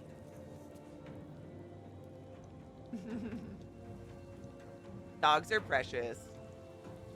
I know. It always looks like a lot more than it is. I think I've got like 40. I think I've got 47 tarantulas and... Are you licking my armpit? Bro, ew. 47 tarantulas and 2 spiders. I believe. But, like, they just require such little care that, you know, 3/4 of the month, I kind of forget they even exist. They're kind of, I mean, it's kind of a common saying in the tarantula community that tarantulas require less care than a cactus, and it's true, except that your cactus won't fill its goddamn water bowl with dirt. They don't like me. Like, they're spiders, you know what I'm saying? They don't want anything to do with me. So most tarantula keepers have an abundance so that they have something to do at least once or twice a month. Like, they get to do, like, feed one. I know. I don't, and that's the thing, like, I was very, very specific. I had, like, a tarantula wish list. I knew exactly the species I wanted. And I go to, like, you know, conventions or whatever for arachnids and reptiles and stuff like that, but I don't go just to buy. Like, I have an eye for very specific species that I want, and outside of that, I don't. Whereas some people hoard, you know, like, they just can't, they can't not buy. They're like, well, I'm here, and it's like, meh. I have one or two that are still on my I want list, but for the most part, I pretty much have everything I want. Or that I've ever wanted, really, of tarantula. Speaking in terms of tarantula species and shit like that. Amazon, what horse? Dogs, they really are the best. Nordheim, it's so... Like, I feel like a lot of people love to make fun of dog people and call us basic or whatever, but man, you just don't understand the companionship of a puppo until you've had that buddy that is always excited to see you no matter what. At the end of every day, like, no matter what mood you're in, no matter what you look like, no matter what you smell like, they love you. And I love you too, bud. No matter what you smell like, even though sometimes you smell like a big butthole. I still love you in all the ways. My sweet, sweet boy. Those big whites of his eyes. You're such a handsome boy. Yeah. I would take any animal ever. I've always had dogs, so I just tend not to have cats because I don't want my dog to kill my cat. I would feel really, really bad. But yeah, it's kind of like when you have dogs, I feel like you just keep with the dogs, and when you have cats, you kind of keep with the cats. But I love them all. I love my boy. He's fun. I think the perk, like the one thing I think why I'll probably always stay a dog person is, you know, taking my doggos to a park and getting to play with them and other dogs, or getting to go on a hike with my doggos. Like, unless you're one of those cat owners, that's really not the same thing. And I love that, like I was saying, I take them up to that summit and we can go off leash because it's safe. There's no roads. There's no nothing they're going to get harmed by. And being able to do that and have my little furry companions just like free run around me in circles is really fun. And I wouldn't have the same with a cat, which sucks. Because cats are cool. I love all animals. But doggos, man. Why is your nose so shitty? Were you digging? Did you dig again? Did you find something? Anything? Good, maybe? Bubba? No. You need to go outside. It's almost break time, I guess. You look filthy. He just got baths, man. He looks like he rolled in a mud pit. I find them fascinating, but I have a phobia of any insect or arachnid walking on my skin. It's the sensation of me, the ick, not the creature. I have the same. I do not hold them, and you shouldn't, honestly. Like, tarantulas, they're very fragile. So you know how, like, most bugs have an exoskeleton that kind of protects them like armor? So spiders and tarantulas only have that on their thorax and their legs. But their ass, where, you know, their lungs and all the important shit is, like their circulatory system, it's just like a wet tissue paper balloon full of water. And they are hyper aware of that. So every time you see someone holding a tarantula above the ground, they're running the risk of that tarantula falling off their hand and bursting and just instantly dying. Like, there's no rescuing a tarantula whose ass bursts. And I mean, I'm sure there's a lot of people who have a lot of experience and they're totally comfortable with it. I'm not willing to risk my spiders' lives for that because I would feel terrible. But, I mean, and on top of that, they don't get enjoyment out of it. Like, spiders, they're a bug. They're an arachnid. They don't get, like, you know, an enrichment from crawling all over a human. They want nothing the fuck to do with us. So, you know, if I'm not living for it and they're not living for it, why? These are my fish tanks. They just so happen to be fish that can't live together. So if you think about all of this stuck together like one cube, it's not that bad. Really. Because that's all of them right there. 47 sounds like a lot until you see it, and then you're like, oh, okay. Because some of them are dwarf species. They stay in tiny little enclosures their whole life. Like, these two are babies. Where's my small? Oh, down here. These two. These two are dwarves. So are these two. So they'll never be in bigger enclosures. That's their life. They never get bigger than 3 inches, and it's great. Giggity. Kind of like a penis. How do you feed them all? Like, what do you mean by how? Like this? Or like what? I literally just throw a bug in there and they fucking eat it. It's really simple. It's not like, because tarantulas are different than spiders. You know how spiders, like most spiders, spin some sort of web that is meant to trap prey? Tarantulas don't do that for the most part. They are opportunistic eaters. So the vast majority of tarantulas dig a hole in the ground and live in it and just wait for things to fall down it, and that's their food. Some tarantulas build it in like the bark of a tree. Those are arboreal. And then some that live like in the desert will live under a rock or something like that, and they just wait for things to come by, but they don't spin a web to like be sticky and capture things. They spin web. A tarantula's web is kind of like a bat's sonar, if that makes sense. It also protects them from ants or like little bugs that might have an affinity for tearing apart a tarantula. But yeah, I feed them. Oh yeah, I feed them all sorts of things. So yeah, we're gonna take a pee break definitely. It's it's kind of like a human. Varying their diet is probably the best option. We don't know because there's not a lot of study into it, but in the wild, they're eating all sorts of things.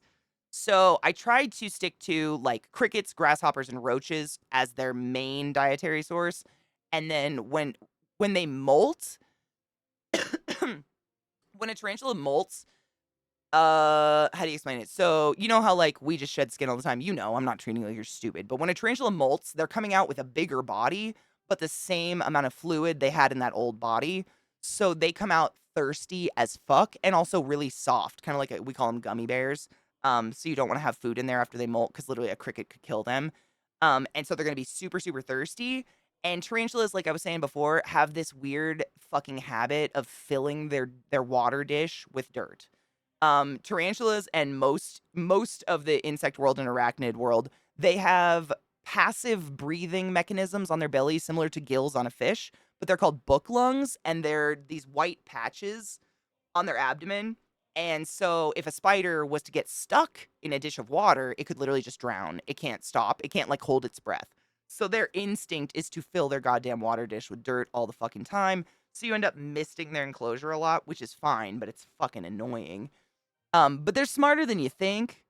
I do all sizes of roaches. Depends on the size of the spider. So, I don't think any of them are out. Spiders are, for the most part, pretty nocturnal.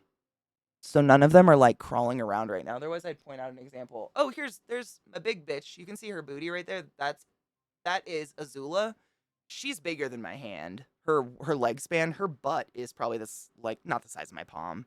Her butt's like that big. She's a big fucking tarantula. She will easily take down 2 full-grown cockroaches, like wings, big old fucking bitches like this. I actually have a tank of them somewhere around here. Back there. I have colonies that I like. I literally have like tanks of cockroaches and shit that I feed, and it's just so much cheaper. She'll take down 2 of those easily. But like I have the little dwarf. I have they're called Brazilian blue dwarf tarantulas. They live in these 2 guys right here. They max out at like 3 inches, and the way you measure a tarantula is from diagonally from their front, like front left leg to back right leg, or vice versa. So that's the 3 inches. So that's not the body, it's just the leg span. So their body's even smaller. They take like a baby dubia. The general rule for tarantulas, every tarantula is different. That's the general rule. The other general rule is don't feed them anything bigger than their butt. That's it. But some of my tarantulas will take things 3 times as big as their butt and don't give a fuck. And some of my tarantulas are like, I don't know about that.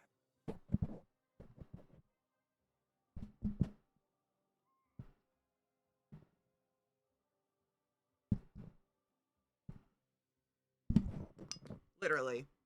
I've watched my tarantula slowly push a hornworm out of its hole because it was like, not today. I don't think so. That was last season. And the worm just like rolled like a barrel. It was fucking hilarious. I think we did it on stream actually. Some tarantulas, like, I have not a ton. I have a few species that I have duplicates of. They all have a different personality and they all have a different dietary preference. I just learn, like, because I didn't buy these all at once, if that's not apparent. Like, a lot of these I've had for almost 4 years. Some I've had for not even a year. But as, you just kind of learn. Some of them are just particular. Miss Azula here, my big bitch, she won't take a hornworm. She will eat nothing but a cockroach. Oh, maybe a cricket if I like pre-kill it, kind of like if I take its head off, she'll maybe. And she's my biggest tarantula. Um, in this one, you'll never see this one, but right here, this is the tunnel she lives in underground. This species is called a Ornithoctinae ariotibialis, otherwise known as the Thailand golden fringe. And in nature, they dig a 7-meter hole underground and never ever leave it ever. But her name's Persephone because she's easily one of my most beautiful tarantulas. But I've seen her like thrice ever. It's great. It's a fish. It's very similar to having a fish tank and having that one fish that lives in a coral forever. Like once in a while you see its little face, it's like, oh fuck, and then it goes away and you never see that fish again. That bitch. But they're all super different. Good morning, David. How are you, love? Ooh, is anyone hungry?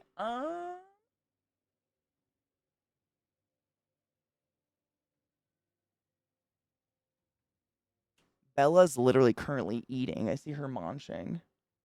I have a few that are always hungry. Let me think for a minute.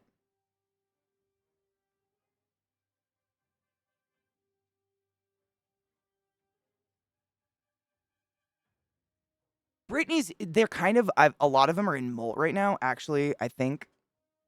I have right here, this is a pink toe. This is Grippy, and that's her, like, web hammock right there. I think she might be ready to molt in it. She looks like she's going to flip upside down. Maybe. On my break, though, I'll check Brittany Bitch. Brittany Bitch is my baby Goliath pink toe bird-eating tarantula. Baby. Baby. She will always eat if she's not in pre-molt, so I'll have to check her. Yeah. David, groggy and sleepy. We have the weirdest, like, overcast weather here. It's like that gray, you know, when you wake up in the morning and you feel like maybe you woke up too early and it just never gets brighter outside, so it makes you kind of feel like you just want to go to bed and go to sleep forever.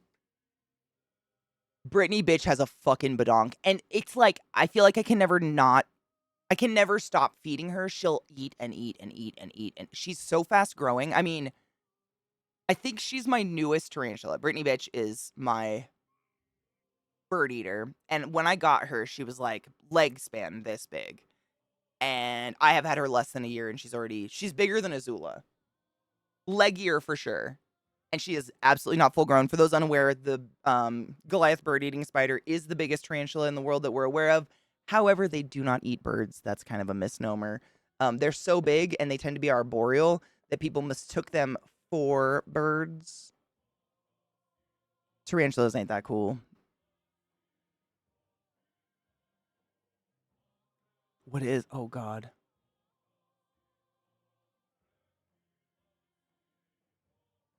I heard one of my tarantulas move behind me. Now I'm trying to figure out which one it is because that means they're hungry.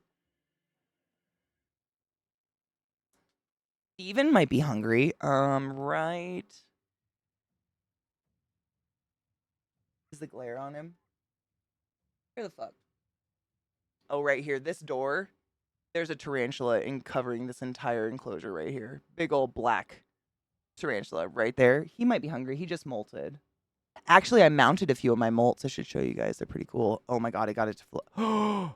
It's a real transformer. It finally loaded. That video was taking for fucking ever to buffer. Hold on. My computer's. It's this game, which we should probably jump into, back into. It takes up like all the resources, all the everything, and it makes everything so slow. Let me close some shit. I got a lot of shit open, and we're having a hard time. Oh, she works, bitch. You don't even have to say better. She does. They kind of wait for food to come to them, Donna. Most spiders can go ridiculously long amounts of times without food. I don't know if you've ever heard me talk about Greg, my spider Greg. He lives in this enclosure with the vines and shit. Since I've had him, he's one of my oldest tarantulas. He's over 4 years old, and he's only this big. And he comes out every year for about 2 months and then buries himself for 10. Does not eat. Nothing. Lives in this dirt. The dirt is literally from like here down. That's his life. Some tarantulas just do that. Same as snakes. I have a snake that does that, a ball python. She'll starve herself for up to 8 months, up to a year. Um, they know when to eat. They know when is right to eat for them. You know, like I was talking about earlier, they have that exoskeleton, which can only fit so much. And so if you overfeed a tarantula at a certain point, they just stop eating. But they're not in pre-molt. Like they're gonna basically be in a 6-month pre-molt. So it's important to like I always write down when I feed my spiders and keep a schedule on them and shit like that. Because like I was saying, Brittany's right here. You will if she comes out, this is her like it's like a bloop bloop Mario tube. That's oh my god, mirror yourself, Katie. This is the opening, and she's in there right now. So if you see some legs start to come out of this gray tube, that's the one I'm gonna check on. She's usually the one that will literally always eat. The one that burrows and never leaves her hole. No shit on it. It's wild. So like if you imagine this is the surface of the ground and she starts burrowing, she burrows kind of down at an angle like this. And then once she reaches like 5 meters underground, and that's by like over weeks, just slowly bulldozing tiny little fistfuls of dirt with her little pedipalps. Once she gets about 5 meters deep, then she hits an angle, and this is all instinct. Suddenly her burrow starts to do this. So it's done this, and then it stops, and then it does this. Because she's from Thailand, where it's like monsoons and rains and really wet, and that prevents her, like, the end of the burrow from flooding. But also, other little creatures and animals seeking refuge from flooding will get stuck in this, like, thisness, and that's where she hunts. It's pretty wild. I mean, need, of course, like, there's going to be, instances where they have to leave, i.e., if their burrow is, sorry, there's something stuck to my fucking nose ring, dog hair or something. If they make their burrow in a bad place and they didn't have a good instinct and no food is falling in, they'll definitely move, but she'll go make another 7-meter burrow. You know what I'm saying? There's dog hair on my face. I'm going crazy. You know what I mean? Like she would just try a new place, kind of like a spider spinning a web. So she wouldn't change her behavior. She wouldn't like start sitting at the top of her burrow for some reason. She would abandon it. She'd just be like, fuck that. And she would just leave. Nope, not many. Some do. It really depends on the species of spider. So for instance, Azula, my big girl, I think we got to see her eat last week. That's her booty and her big orange legs. She's a Mexican fire leg, really beautiful. She comes from Mexico, the desert region of Mexico, where it's just like flat, nothingness. So she doesn't dig, she doesn't climb, and I've seen her lay web 5 times in our relationship of like 4+ years. I bought her as a full-grown adult. Like she was already like 3 years old when I got her. Never seen. She doesn't lay web. She does nothing. But she doesn't necessarily hunt. She would probably just like chill at the edge of her log that she lives under and wait for things to come by. And if she got starved, she'd go find a different log to live under. You know what I'm saying? Kind of like that. Like they'll just move to a new area if they have to, but they all have kind of just a different way of going about it. Same with some of the tree spiders. So like I've got these this is one of the vertical enclosures, and then there's one further over here. They'll like live, if bark starts peeling off a tree, they'll make a web between the bark and the tree. And if nothing ever is nearby, they'll just move. But they'll never like change their behavior. That's one thing that like I thought was really fascinating. So I'm sure you've seen or heard about the tarantula migrations that they love to put on the news or whatever. There's no such thing, just to start off with. Tarantulas don't migrate like in en masse. What happens is within the tarantula family, male tarantulas in general have a fraction of the natural lifespan of a female tarantula. Azula, for instance, I know I keep using her as an example, but she's one of my epic bitches. She can live upwards of 35 years. Same with Greg. If he's a girl, hopefully. We pray for girls because they live forever. Whereas a male tarantula will live 2 to 5 years max. And they instinctually know this. So once your male tarantula has sexually matured, i.e. they've molted into having the gonads of a male tarantula and the tibial hooks and all that, they kind of go sex crazed because intrinsically in their core or whatever, they know they've got X amount of time and they're just dead. So a lot of the times they will literally stop eating, stop drinking, and they will leave their burrow, leave their safe space that they've made their entire childhood, and they go out in search of a female. And so, unfortunately, it happens to be during the hottest time of year in the desert. And so if a person's walking around in the desert, to you, They're shade, you're a tree, they're gonna try to climb your body. There's no deadly tarantula in the world that we know of. It doesn't fucking exist, especially not in the Americas. Like, the Americas have the most harmless of all tarantulas. In Africa, there's a few that apparently are a little painful, but still can't kill you. It's like a bee sting. But, like, tarantulas, they'll just, I hate male tarantulas. They stop eating, they stop drinking, and they just get skinny and weird, and they look like they're dying all the time. But they're just sex maniacs. That's all they think of, and that's all they want to do.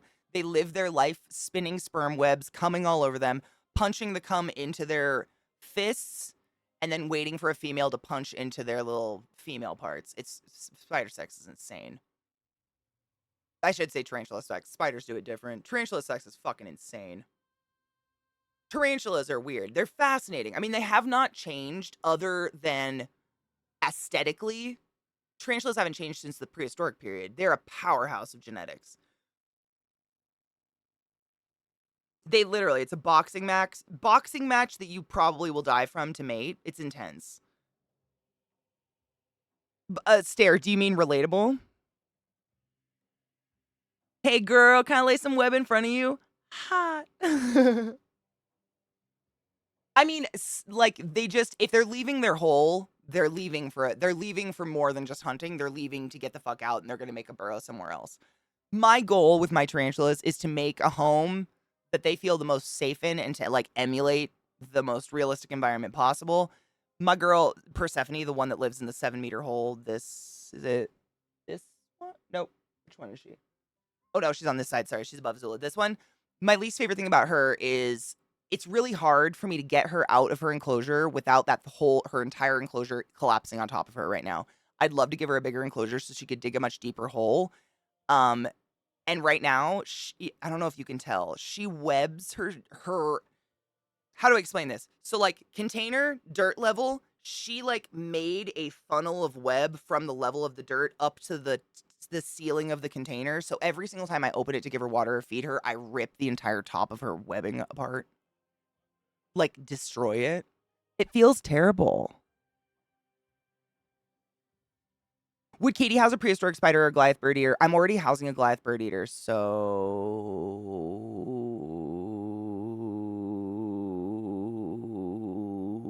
yes. Hard same, Donna. I relate to my spiders so hard. They want to be left the fuck alone. I get it. That's Revolticon. I was going to say, we're going to take a break before we jump back in the game with Psycho. My bird eater's right here. She's not poking out of her home, which makes me think she's almost in pre-molt, but I'm going to check and see. Because she's not full grown. She is, however, like, she's literally my youngest tarantula and almost my biggest already. That's how fast they grow. She's like leg span about this big now. And I've had her for maybe 8 months. Maybe. She's a big bitch, but she'll almost always eat. So I was going to try to grab her, do a quick feeding, and then we can jump back in the game. Quick break so we can pee, though. Stretch your legs and all those things. Oh, they're huge. And what's funny is they're one of the most docile, and they don't eat birds. They more so look like a bird. You know what I'm saying?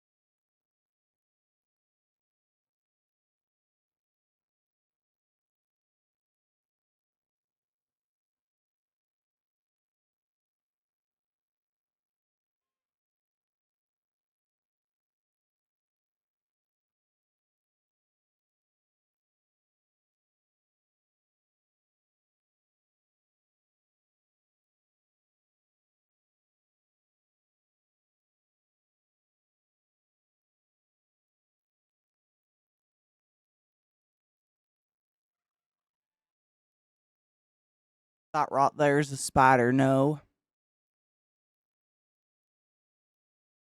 Which means she's in pre-molt. But I grabbed another one. 1 second.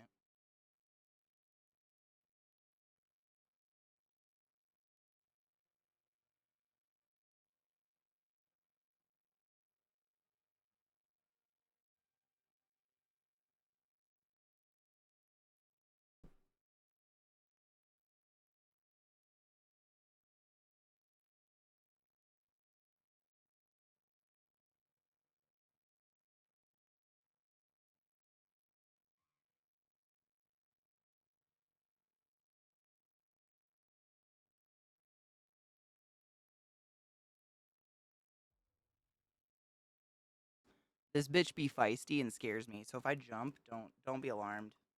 She just grabs really hard.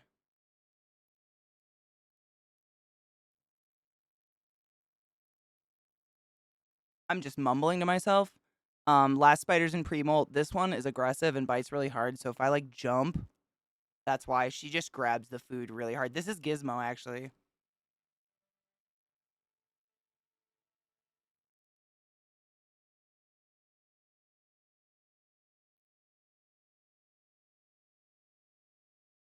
See all that fucking web?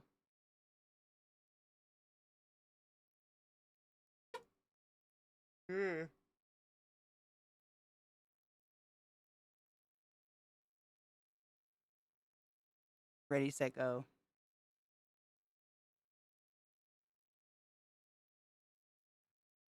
No, don't crawl out. Stay inside. Put your foot back inside.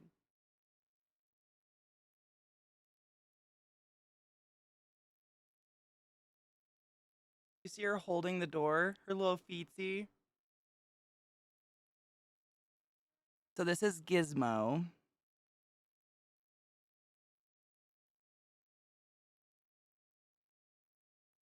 Wish you guys could hear the crunching. It is fucking epic. Oh, I know, Damon. I'm actually like, that is literally the only thing on my mind as well, because they're so fucking gross. Don't worry. It's the only thing on my mind. I can't move her door because she's now holding it with her little footy. She's gorgeous, right? I always think of her as, I don't know why, but she reminds me of like Beetlejuice pants. Yeah, let me get a good picture of her. Yeah. Thank you for reminding me to do that, Mel. I always forget because the pictures on my camera or with my phone are always way better than anything you get on stream.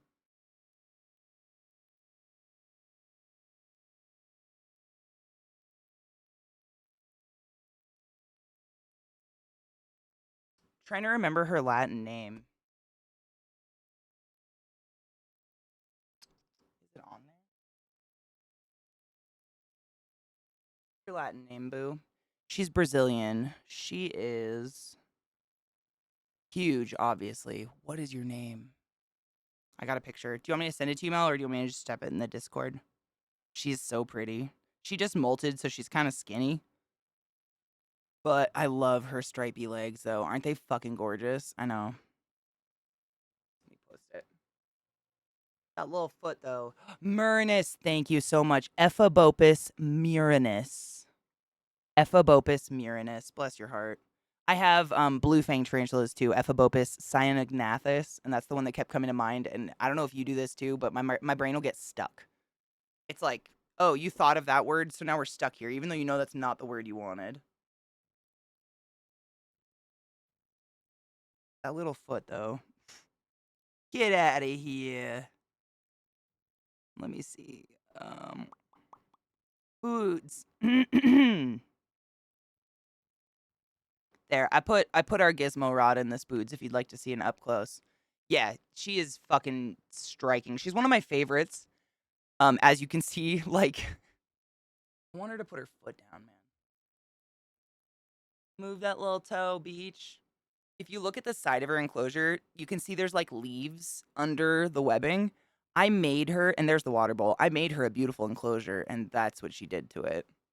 She said, fuck you. She dug a tunnel and webbed over everything. I think there's some Buddhas in there.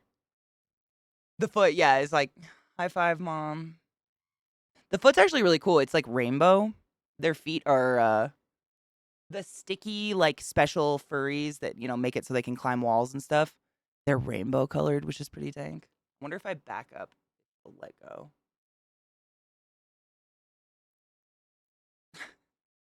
There we go. Good job. Good girl. She's very fast and very ferociously hungry. I do a mix of both. So what I do actually, Donna, I do bioactive enclosures. If you ever heard of the term, basically they're enclosures that like I don't have to worry about cleaning their poop necessarily. I mean, I still do once in a while if they are like big tarantulas and take huge shits.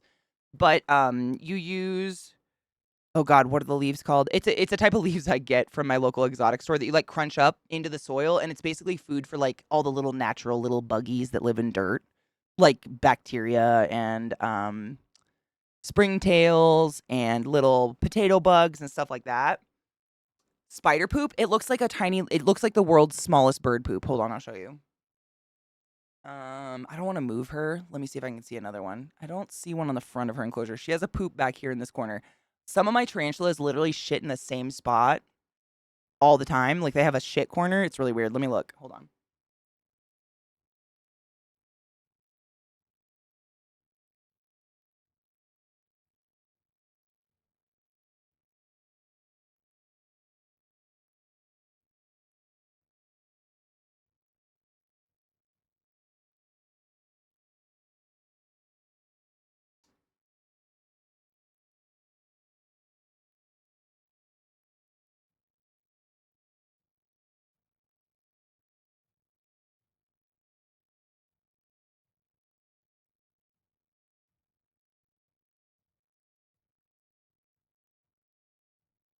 You see those itty bitty white spots on the plexiglass of that enclosure I just set on top? That's their little poops.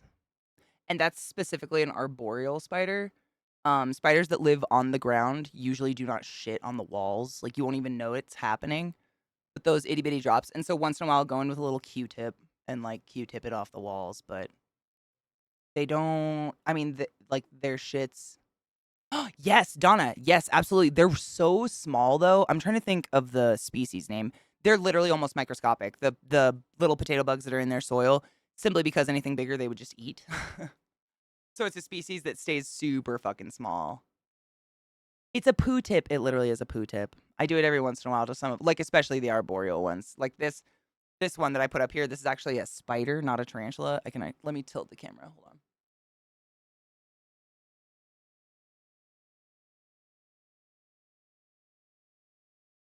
Right. Right there. That's her poop. All the little drip drops. But that's a poop. That's a big poop. Good job. Unfortunately, she look at the web. I mean, tearing the lid off of this to clean those poops would literally destroy her home. All the webbing is on the top. All of it. It's like that much. And it's like pink cotton candy. You just oh my god, it looks like a skull. Shut the fuck up. Do you see that? Nose, two eyes. That's incredible. It looks like a skull. Amazing. But yeah, it destroys her life every time I open it. Sorry, I keep bothering you, little Gizmo. Isn't Gizmo gorgeous? All right, leave that bitch alone. Bye.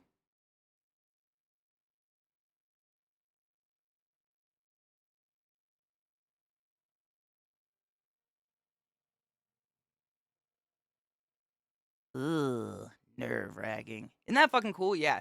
So this one, like, she's actually really difficult to feed. I basically just crack the lid and shove a bug into this tunnel, and then she comes and gets it. But that's her little fat ass. This is a velvet spider. That's her species, actually, right there. Erisys welkeneri. It's just named after whoever discovered her. But she's a ladybug spider, otherwise known as a velvet spider. Right? Meow. And she's a fat bitch, and I love her. I have two of them, and they're my preciouses. My preciouses.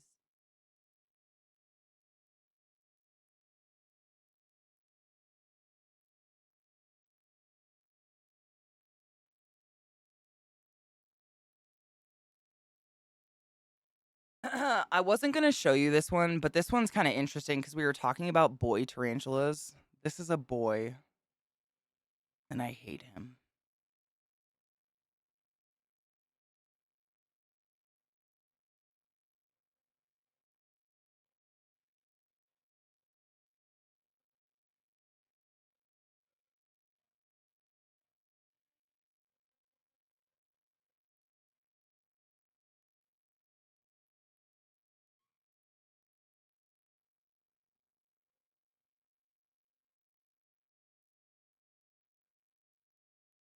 Don't let his looks deceive you.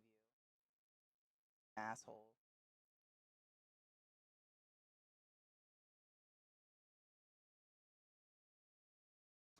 So this is a Nandu chromatus. Male. If anybody needs a male. But if I can get the focus right, you see how fucking skinny they are? Ugh. He, Donna. He. Unfortunately, she is beautiful. I had two and they both ended up males, and I'm still pissed about it. Oh my god, Mel. I mean, yes, I absolutely can, and I would love to.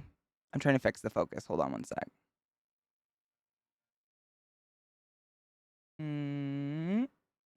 There we go.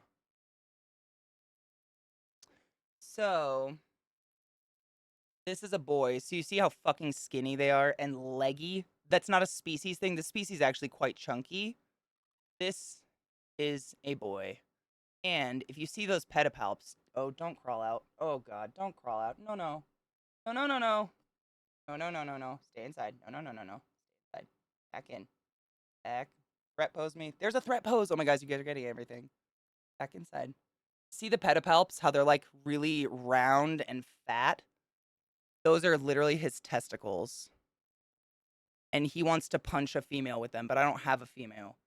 So he's almost starved himself to death because he's looking for a female, but we're going to try to feed him because he hasn't eaten in a bit. They will eat once in a while, but I hate them.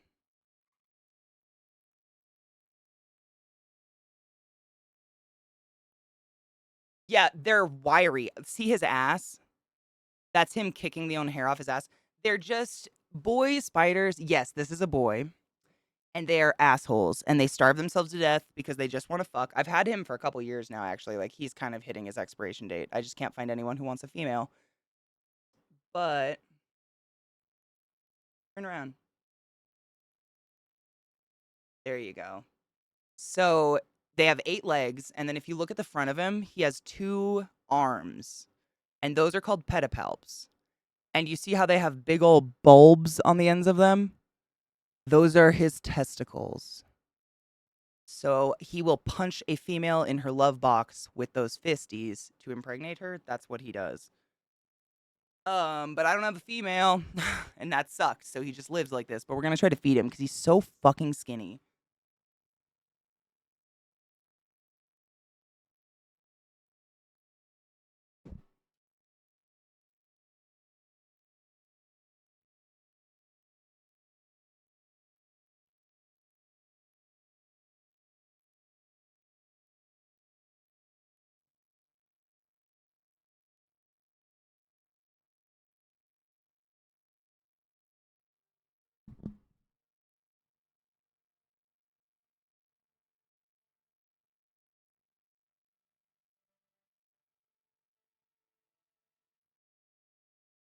Is the mic picking up the crunching?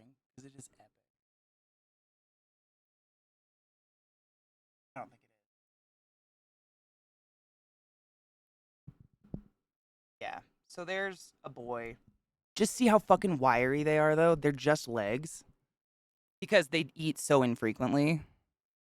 But this is a species from Brazil known as the Nandu chromatus. He seems like he wants to get out, and I don't want him to. Otherwise known as the Brazilian black and white, which is funny because they have a red butt. He needs to molt, obviously. But basically, the way tarantulas... There's actually a really informative video on tarantula mating. The way tarantulas mate, or the way a boy tarantula gets sperm on his fists, basically, is once he molts to be a mature male, meaning he has the urge, he spins a special hammock of web on the ground called sperm web. He comes all over it, and then he punches it delicately with his pedipalps. Inside of his pedipalps is a vacuum, kind of similar to the way that a moth's proboscis works. So when he slowly punches his cum hammock, his little... yeah, it's like a siphon, literally. His little inner proboscises in his little fists suck up that semen. And then another feature of males is on their front leg, they get what's called the tibial hook. It's literally a hook on their tibia. And that is to hold the female away from them so she doesn't try to eat them while they punch their semen into her love box. It's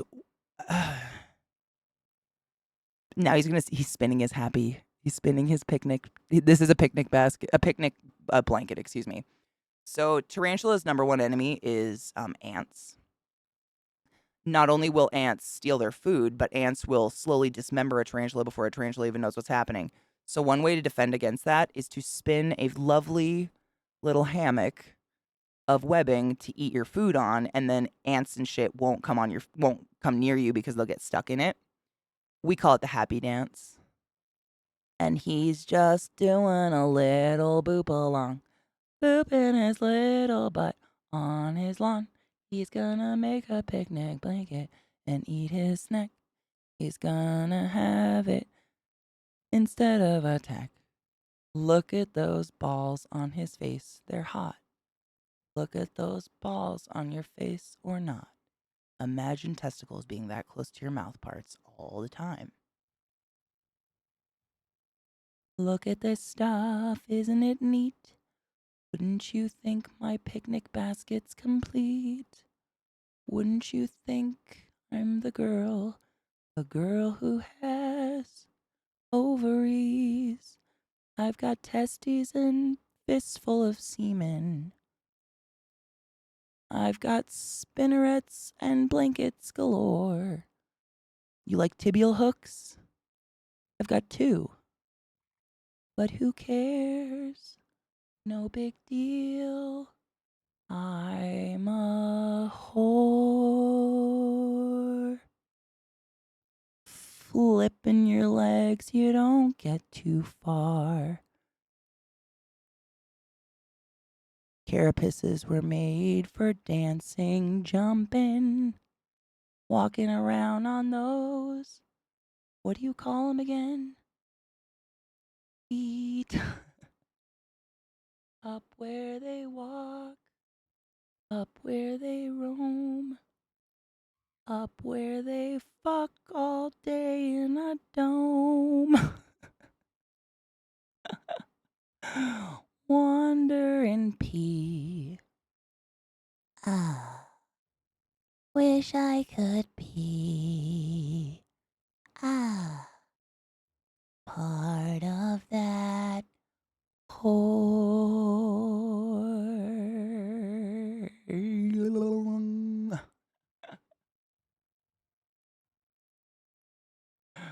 Every fox, it's so rare and in between. I've pretty much destroyed my vocal cords at this point, but I did take opera lessons for 12 years as a kid. My teacher was a bitch. The roach is still alive. That's the worst part.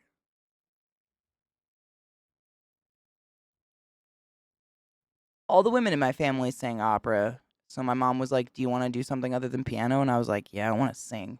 And then I didn't do anything with it, and I smoked my lungs into this, and here we are. now I have much more of a Janice thing going on, but that's fine.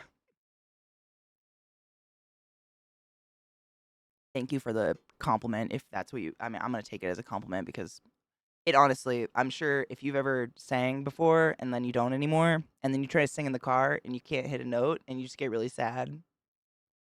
I have that a lot. Oh yeah, then you know the exact feeling. You go to hit that A and you're like, oh, just kidding, gonna drop an octave. Dude, we're getting, I mean, honestly, Psycho, I'm so sorry. I didn't realize we'd get such a fucking epic, like, happy dance and feeding. I feel bad, like, pulling away from this because this is, like, we so rarely, I mean, spiders, for the most part, tarantulas are pussies. They're terrified of life, they hate everything, and they're really, really bad eaters. So we just never get this. This is really rare.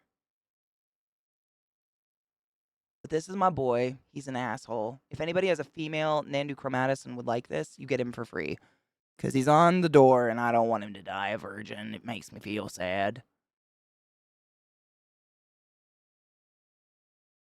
Semi-professionally for 5 years. Yep, I still struggle with vibrato. I have all the knowledge to recognize when someone else is good. Oh, thank you for that.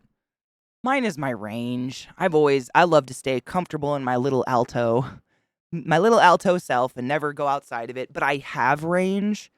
And my teacher, that's why I say she was a bitch, she used to push me out of my range all the time, and it drives me crazy. I was like, stop. She's like, but you can do it. I know your aunt can do it. I'm like, I'm not my aunt. Stop it. Every once in a while, on a good hydrated day, I can hit a good note, but oh God, is this my terror? Oh, I didn't have my headphones in, so I did not hear my own singing, and now I'm scared. Shh. Mm.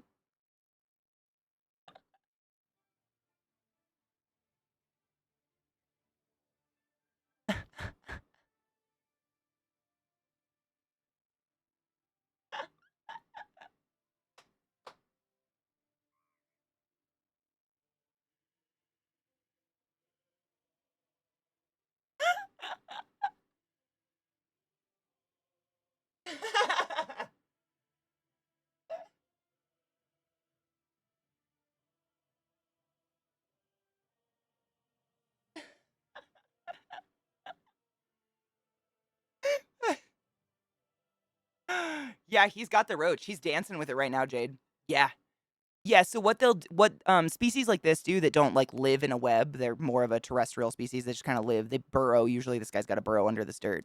Under that green thing right there. What they do is after they catch their prey, they lay what's like a picnic blanket of webbing, and that not only controls their space so their prey can't get away, but it also prevents ants and other things from like trying to steal their food or hurt them. Ants are like the one of the number one villains of a tarantula. They can like dismember a tarantula. It's crazy. Was it wait, Queen, was it the tiny little jumper? Hold on. I was just looking because that's where I put my spider. I was looking. Hold on. I'm gonna pull it back open. Giggity. Blessed be the fruit. Jesus Christ. That was disgusting. I puked a little. You love it. I just want to go to my own Discord. Please let me go to my own Discord. Plus. This is also a really good shot because you can see the tarantula fangs and how they move kind of from side to side and up and down. Versus a spider can only do one or the other. I can't remember which one it is. If not, it might be both, but like, varying.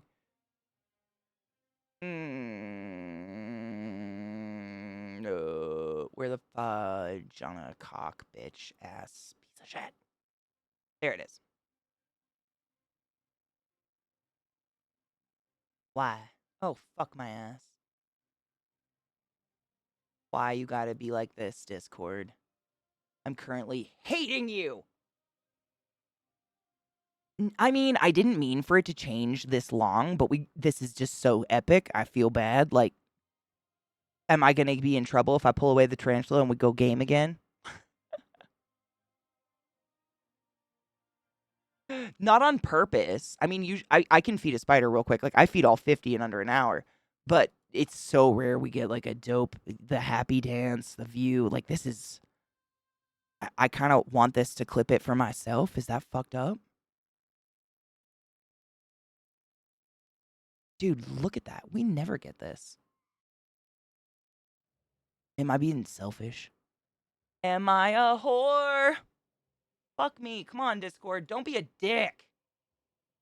I just want to look at the spiders. Being a fucking piece of shit. Stop.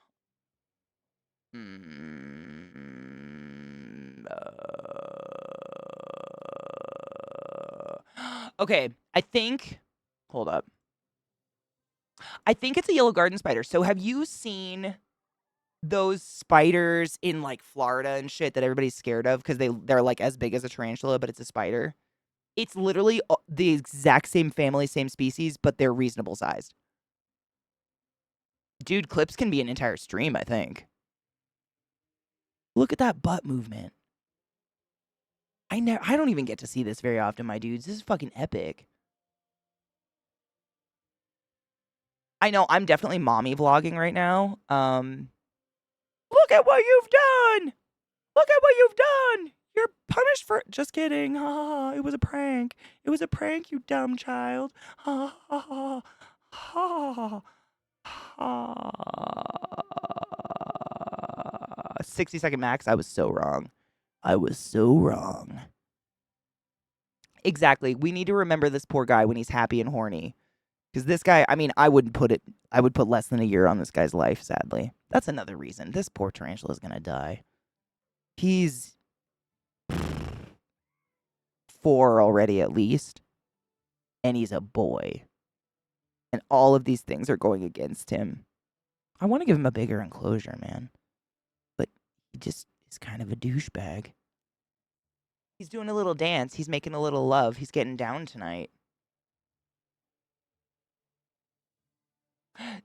Queen, that's actually really interesting. So 99.9999999% of all tarantulas that we know of do not choose to live communally. However, there is one species that chooses to live communally, and it's wild, and I have 4 of them. In a huge tank. They live in literally an aquarium. Because there's 4 of them. And I'm pretty sure one is a female and the rest are males because I've caught them all fucking her. So now I'm just on hot lookout for baby spiders literally all the time because they're an African baboon species, which are fast and allegedly venomous. And like, fuck me, right?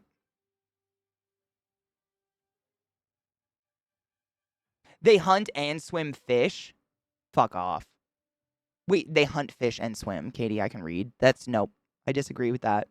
I don't want that. Look at those balls on your face or not. It's cool too. You can see if you look at the top of the carapace, the head part, I guess, this part, you can really see what I mean when I say they're just land crabs. Like he's just a crab. That's it. But crabs have like filtery, creepy mouths instead of big, crushy mouths. But you can see like that starburst striation coming from the middle is actually like the sectioned musculature, I guess we'll say, that goes to each leg, similar to a fucking crab. Literally for a crab, yeah. A crab furry? Oh god, no. Wait, no. Hey. Oh, can you see his hook? So if you look at his front leg, the 2 front legs, these 2, that like fatter joint right there, you can see a hook on it. And that hook, I shit you not, it only develops once they're sexually mature, and it holds the female off them while she tries to eat them while they fuck her. Well, he fucks her. I don't know. It's very confusing. But tibial hooks are usually the number 1 sign. When a male pops, you're just like, ah, shit, we got a boy. We got a boy. Fuck sticks.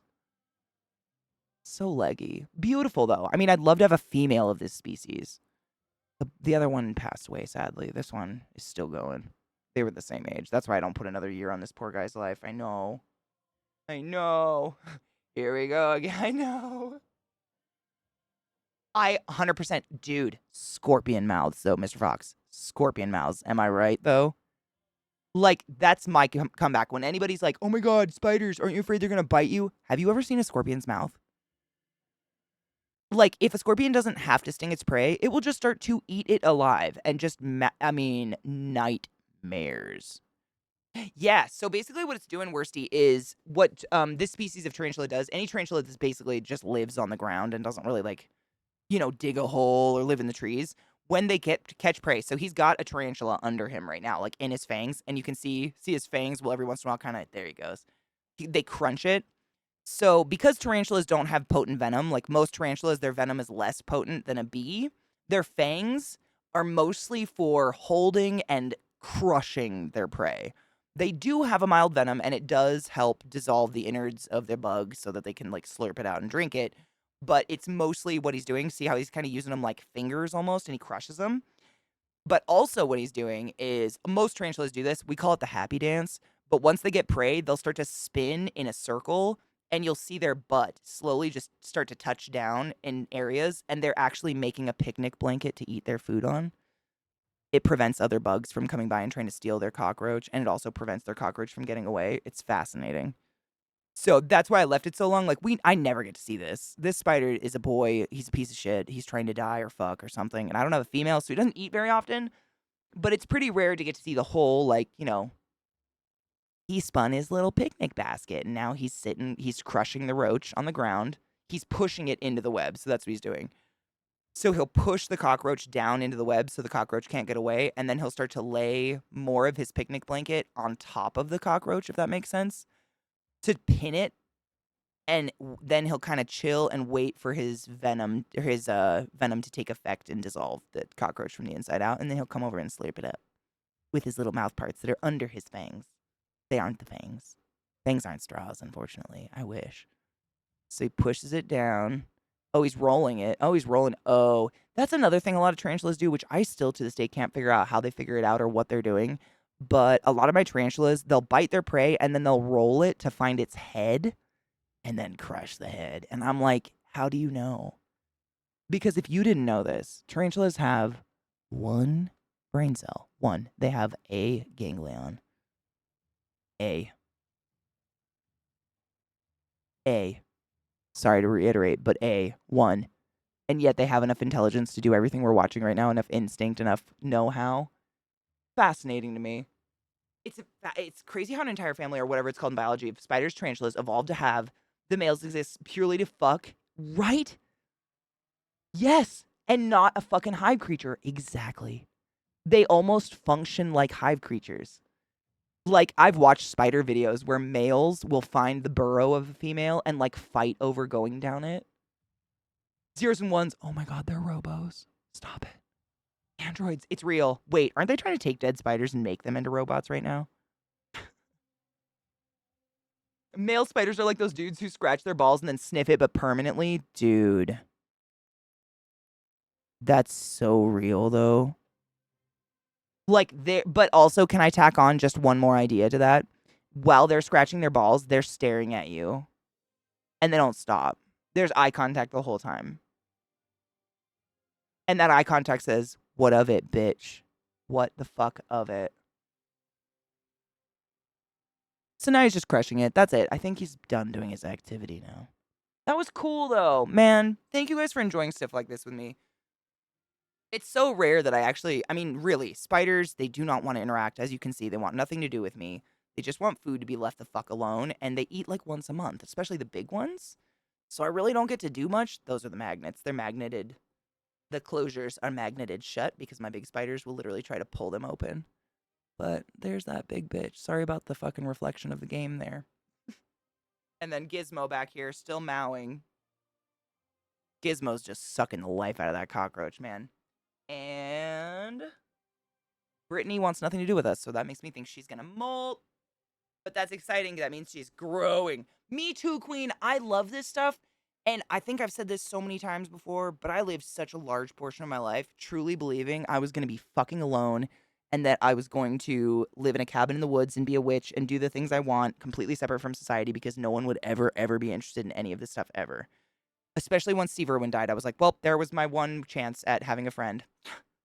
Which is crazy, but I think a lot of us felt that about a lot of our kind of not, I hate the word weird, but just like not mainstream hobbies. Like if you were into MTG and Magic the Gathering, not fucking Marjorie Taylor Greene, and you lived in a small town like I did, you didn't know anyone else who played. Like you were like, well, this is a fringe thing and I'm never gonna have any friends and I'm dying alone. Here we go.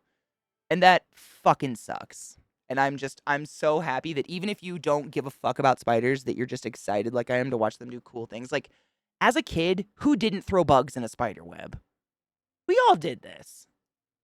And Delicia, I feel that way about sharks and stuff. I totally sympathize with that fear because that's me with deep sea ocean shit. I'm not jumping in the ocean to swim with sharks, but I love to watch the stuff. It's my instinct to question whether it's because we're thinking of them in human science language. That's what it is. I think that's what it is. Rather than tarantula science language, some other reason they can do all that stuff. I truly believe that's what it is. I think there's something about genetic memory, instinct, blah, blah, blah, whatever the fuck that is.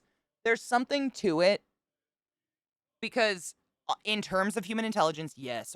Or measuring a human brain, these guys have one brain cell. I'm moving these very slowly. Sorry, I'm just getting them so we can gam again. I just don't. Spiders have horrible eyesight. The way they interpret the world is by feeling it with vibrations. So I try to be very, very delicate. But Gizmo just chilling, being a sexy. That's all web, my god. Being a sexy.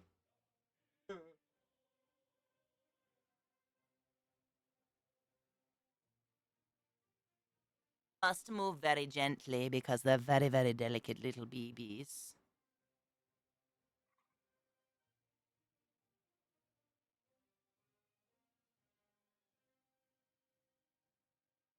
one drop and their butt explodes forever. So yeah, that's. Let me see if I can give you a view of her in there. No, the fucking glare on my computer is the worst ever. She lives down that little tube and she's like huddled at the end of it right now, which means she's probably gonna molt. So we're gonna leave her alone.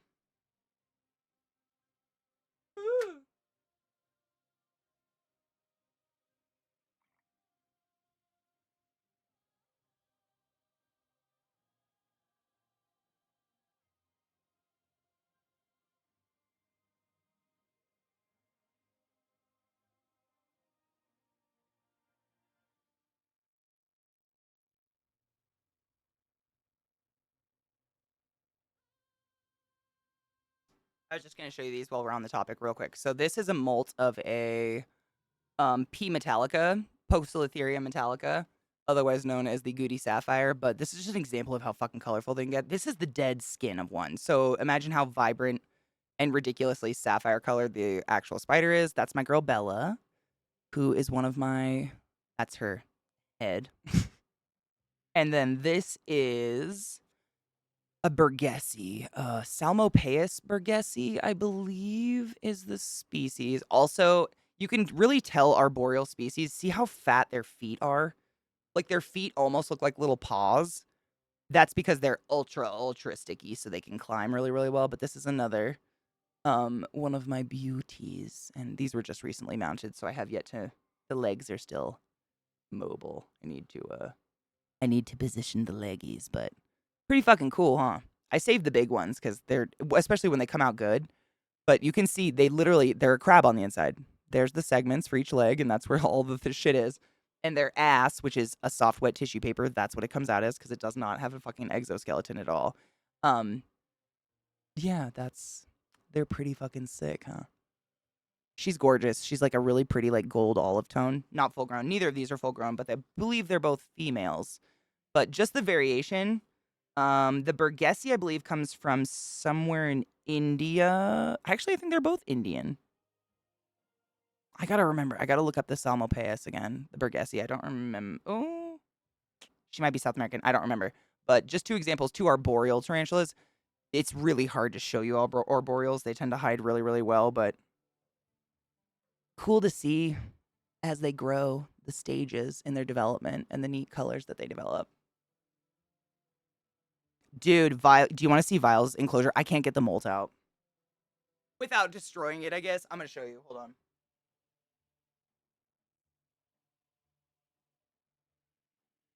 So, like, short answer, Vile? No.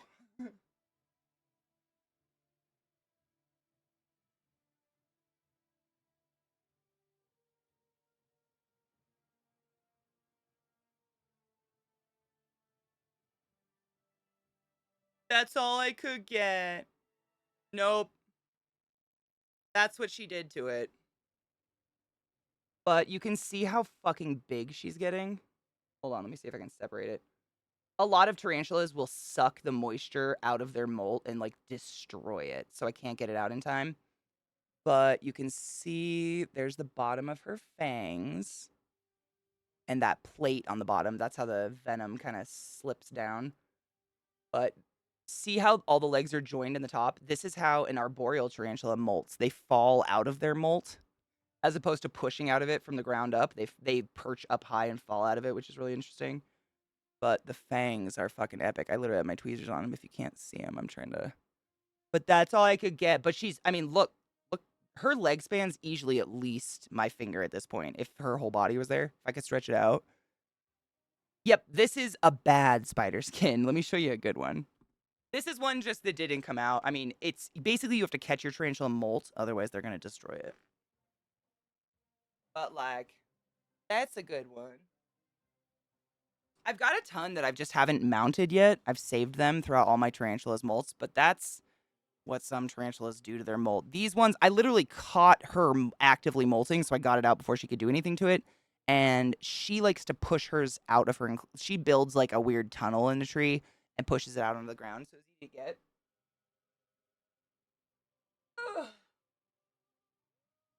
While she's out.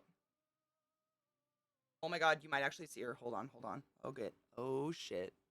So this is Vile Mo. She's literally out. Hold on. Oh, don't move, baby.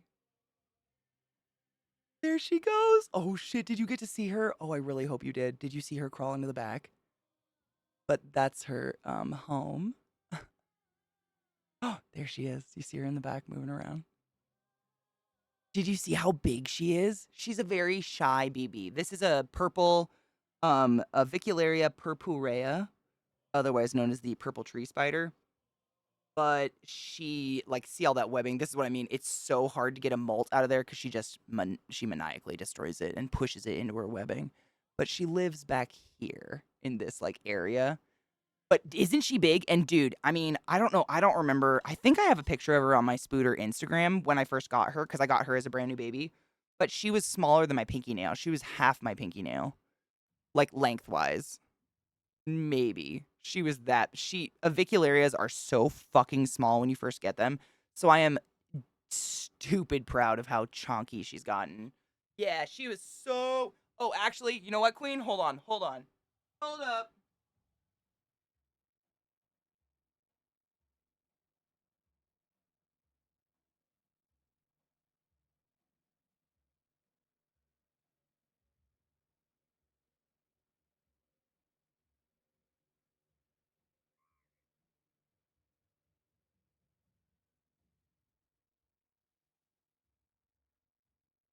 So I found these the other day, and I feel like this is what mothers must feel like with their babies or something. I don't know.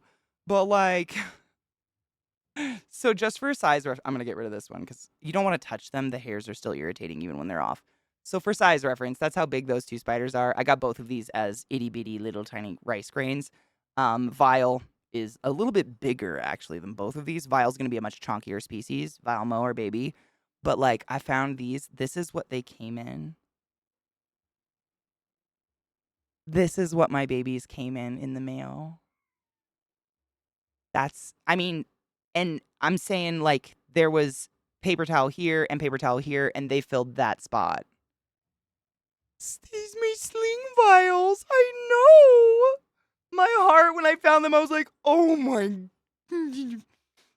babies, and then they're and you can't even see them because they're clear, but like. It's crazy. It's my baby. It's like your baby's first shoes or whatever. You know what I'm saying? Like, this is what they came in. And it's cool to see that I've been able to nurture these fucking. These are what the spiders come in. No shit. This is how you ship tarantulas. Yeah, literally, their leg would not fit in there. Nope. Not even a full leg. Especially not Viles. Viles is. I wish. I'm going to soak this and try to stretch her out so we can see her leg span. But she's even bigger. She's chonkier. Avicularias tend to be really floofy and hardy because they live in the trees and they gotta be hardcore. But yeah, all three of these came in a vial that big when I first got them. Itty bitties. Oh shit balls, Katie. Yeah, itty bitty. Yeah, absolutely. Nope. I was just saying because I was talking about Vile, who this molt came from. When I first got Vile, Vile was literally like that big, as big as the end of my pinky nail. Grain of rice. And I remember when I got her, I hadn't named her or anything because obviously I don't name my spiders till I find out what sex they are because I do not want to invest in a spider that's gonna die. The males suck. I hate them. um, and when I got her, she was so small. And there's this thing called avicularia syndrome or AVIC syndrome, and we don't know what causes her or why it happens, but for some reason, avicularia species tend to just spontaneously die. And she was so fucking small. I was like, oh, I'm fucked. I'm never gonna. She's not gonna live. She's not gonna like. I can't. I'm not that good. Like I don't know what to do. And now she's just like this fucking honking chonker over there. But she originally came in one of these little BBs. And I found these in a junk drawer the other day, and I pulled them out and got a little sappy about it. I was like, BBs. I don't have any. I mean, my youngest spider is this big now. Hilarious donkey. I actually get them from various places. Um, honestly, my favorite place to get spiders these days is to go onto Morph Market and just buy them from people. Like, not a tarantula dealer, just a human being who accidentally bred spiders. There's a better view of them. This is the P Metallica, otherwise known as the Goody Sapphire. Yes, they are that vibrant blue with yellow strikes. They're fucking gorgeous. And then this is the Salmopaeus burgesi. I think they're a something tree. Ghost tree spider. Ghost tree spider. That's what this baby is called. Ghost tree spider. But yeah, I try to mount him so I don't break him.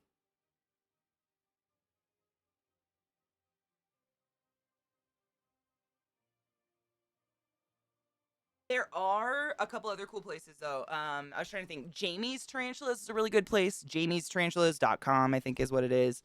I've gotten tarantulas from, why am I fucking Fear Not Tarantulas.com. I've gotten a lot of tarantulas from them, and they've always come very, very healthy, big, robust motherfuckers.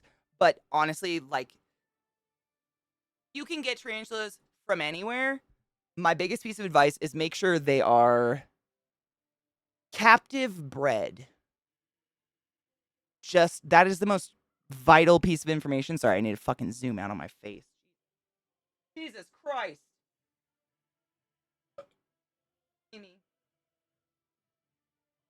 Yeah, so just make sure wherever you're getting from, it's a person that they are captive bred. Because a lot of tarantulas out there nowadays are either illegal to import, or we've like imported so many, i.e. the Goody Sapphire, that super blue one, is critically endangered because of people smuggling them and shit like that. And so if you see something that says wild caught, or what's the other term they love to use, Spuds? There's another term they love to use, but it means the exact same thing. Wild caught, and there's another. It's just a sneaky way of them trying to not say we smuggled these. Captive bred means that someone bred the spiders in the States and they weren't smuggled out of another country. That's all it means. You don't, not only smuggling, but I mean, we shouldn't be going out in the wild and ripping animals out of the wild, right? Like, aside from scientific research and shit like that, like, that's not okay. I think that's an in general response.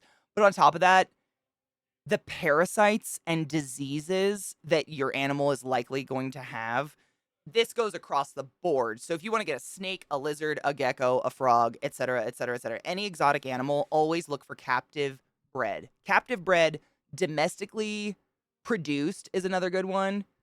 Absolutely vital, because you're going to get an animal ripped from its habitat, full of parasites. It's going to be so fucking stressed, it's just going to die. And these people that are smuggling and, taking things out, even if they're not smuggling, even if they're just taking it out of the wild, they don't give a fuck. They just want to make a quick dollar and get it to you. They want to get it to you as fast as possible before it dies with them. That's all. That's their only goal. So just look for stuff like that. That's honestly my best piece of advice. I love to go on Morph Market because it's a way to track good sellers. There's a rating system. So if someone's a really sketch seller and is scaling, being weird, and it's all exotic animals across the board, but they have invertebrates and stuff like that. But I would start with somewhere like Fear Not Tarantulas or Jamie'sTarantulas.com, just because it's not so overwhelming. It's just tarantulas. These people specialize. And both of those websites, if you want to try getting a tarantula, I highly suggest it. They're the dumbest, easy animal to take care of in the world. If you have at least 30 minutes a week you can dedicate to tarantula care, that's all you need. And it's going to be a mist and a cricket, maybe. A big maybe. Like, that's it. Great animal. I love them because they're low maintenance. I can go travel and I don't have to worry about my animals dying. Like, they love 2 weeks without me. It's their favorite thing in the whole world. Spider Shop is amazing, but that's Europe and I can't get anything from there. But Europe Spider Shop is incredible. The Spider Shoppy, I would love to go to the Spider Shoppy. Dude, so you remember that velvet spider I showed you earlier? In my country, those are $100 a piece, and they are the size of a pinhead when you get one, when they're a baby. In the UK, they're $8. Fuck my dick. Ridiculous! I mean, Queen Freak, it's almost impossible to calculate, because literally, if you have one tarantula, that's one cricket a week. So, like, you know what I'm saying? Like, I don't even know if you can buy one cricket at a time. Like, most people buy roaches or something and then just keep the cup of roaches. That's why most people with tarantulas have 5 or 10. Because you can't just buy one cricket. You gotta buy 10. And now what are you gonna do with 10 crickets? You know what I'm saying? Like, it's dummy. When I say they're easier to take care of than a cactus, I'm not joking. They're easier to take care of than a cactus, in that they require less care and they want less attention. None of my tarantulas want anything to do with me. And they telegraph that they're hungry because they come out of their hole. So I don't even need to really I just like look at him every day like a fish tank, and I'm like, ooh, that one's legs are poking out, but it's hungry. Throw in a cricket, it's hungry, it's done. That's our interaction for the month. We're done now. That's a tarantula. The most expensive part is the setup, but it's really not that bad. It's just dirt. Um, I would suggest a dirt that doesn't mildew. Like, don't use like potting soil or something like that. A lot of this is it's a brand called oh god, what is it? It's like Arachne something. It's literally specifically, it's just dirt that's devoid of anything. A lot of it's like coconut husk and stuff like that. Um, did you create mini enclosures for the babies? Oh yes, and I have all of them. I upcycle a lot of them. So like, you remember the tiny one I showed you earlier, the ladybug spider? That was a tarantula enclosure originally when they're itty bitty babies. Because you don't want to take a little grain of rice spider and put it in a huge enclosure, because you will lose your spider. The holes in the side are going to be so small the spider can get out, and the area is so big that that baby will never find the food and they'll just die. So by limiting the area and by growing your enclosure with the spider, you're basically maintaining the correct amount of space, so the spider will always be able to find its prey. It's not going to feel too intimidated. The general rule is 3 times as long and 3 times as high as your spider. That's like generally speaking. Now there are extreme, like there's like obviously my communal enclosure is way an outlier. I don't even know. I don't think you could see it. It's behind the horse head, maybe.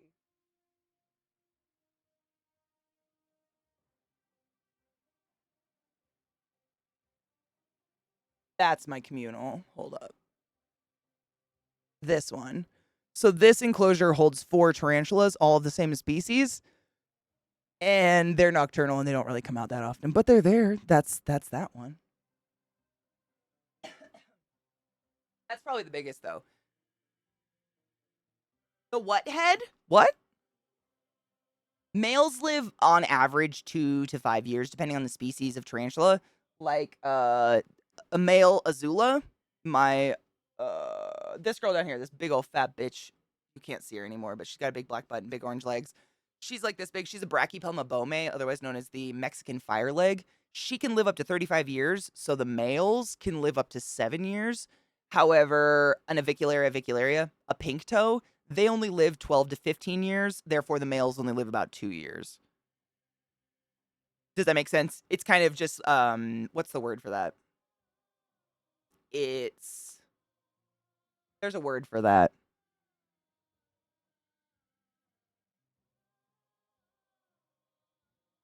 Why the lifespan's so different? Honestly, I don't know. Probably lifestyle, where they live. You know what I bet it is? I bet it has to do with metabolism. I bet it's all metabolism, because just in what my brain immediately went to, my slow, fat tarantulas live forever like a turtle. So maybe if your tarantula looks like a turtle, it's going to live like a turtle. Versus those 2 molts I showed you, those are tree spiders. They are fast, skinny spiders, short lifespans. So I bet it's metabolism based, honestly. These guys, these big guys, like Azula down here, they move slow like a fucking turtle. They don't give a fuck. They don't have natural predators where they are other than a tarantula hawk, which, they can't fight against anyways. Horsehead. Oh, horsehead. Sorry, I'm an idiot. Yeah, they can live upwards of 35 years. Yes, some of the biggest species can. It's pretty wild. Most of mine won't live that long.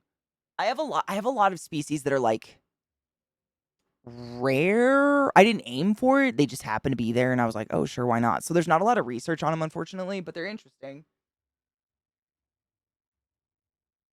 Down here's this is another Mexican species. If you see, I think that's her right there. Yes.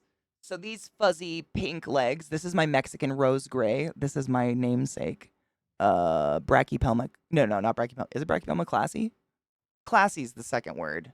Literally classy, but it's spelled Klaasi, but I don't care. It's classy. Classy, Mexican rose gray. She's fucking gorgeous. She's another chonky Mexican species that doesn't dig a hole and just like lives. This is a dwarf Brazilian species. This species actually lives in Arizona. So does this one. These are Aphonopelma. No. This one's Arizona. This is a Nicaraguan curly hair. This is one of my youngest babies. This one, they live in Arizona. This is Aphonopelma calcodes. And then this is my Ephobopus cyanognathus, otherwise known as the blue fang tarantula. And then this one's my unicorn horn, which I've Ceratogyrus darlingi. Holy shit, she did it. I yanked that out. Have you ever had to pull a zit out of your face? That's what I just did with that name. I felt it. My brain tried to pull back and I was like, absolutely not. And I yanked that out. My brain is such a douchebag. Brains are so douchebag. Yes, their fangs are phenomenal. Unfortunately, they're one of those species that literally just lives underground 24/7 and you never, ever, ever, ever, ever, ever, ever, ever, ever see them. However, I'll show you a picture.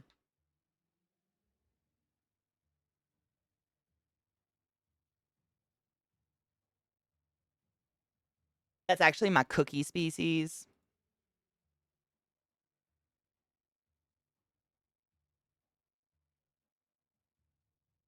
Why are you being like this, Google?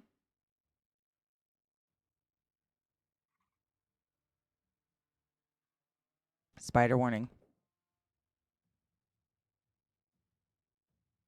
Some of the prettiest spiders in the world live underground their whole life. Look at that bitch. It's just unfair. I see them like twice a year when their legs poke out. They're so pretty. And there's actually a lot of studies into tarantulas and why there's so many blue ones, and scientists don't know because tarantulas they don't have good eyesight at all. Look how tiny they are when they're babies. Oh my god. Same, Lizzie. Can we be underground witches together and just like watch makeup tutorials and get like mystically good at something no one will ever see? But yeah, they're definitely blue. Isn't that gorgeous? Me too, Donna. And I think that's part of the reason I'm really attracted to tarantulas. Is they're one of those beautiful things that just like is mystically gorgeous. Like, let me show you the one, the molt I showed you, the blue one. That was the dead skin of this. Oh,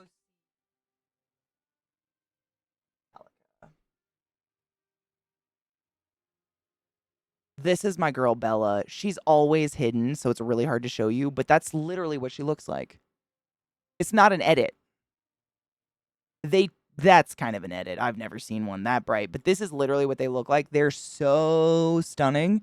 Otherwise known as the Goody Sapphire or the Indian peacock spider, I think is what they call them. But like nature did that. Nature did that.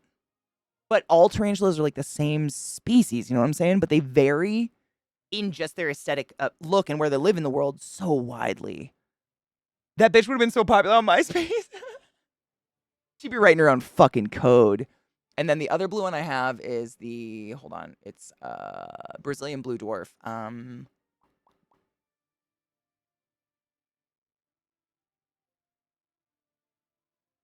They look like a mini green bottle blue. This is my Brazilian dwarf. So I have 3 of these.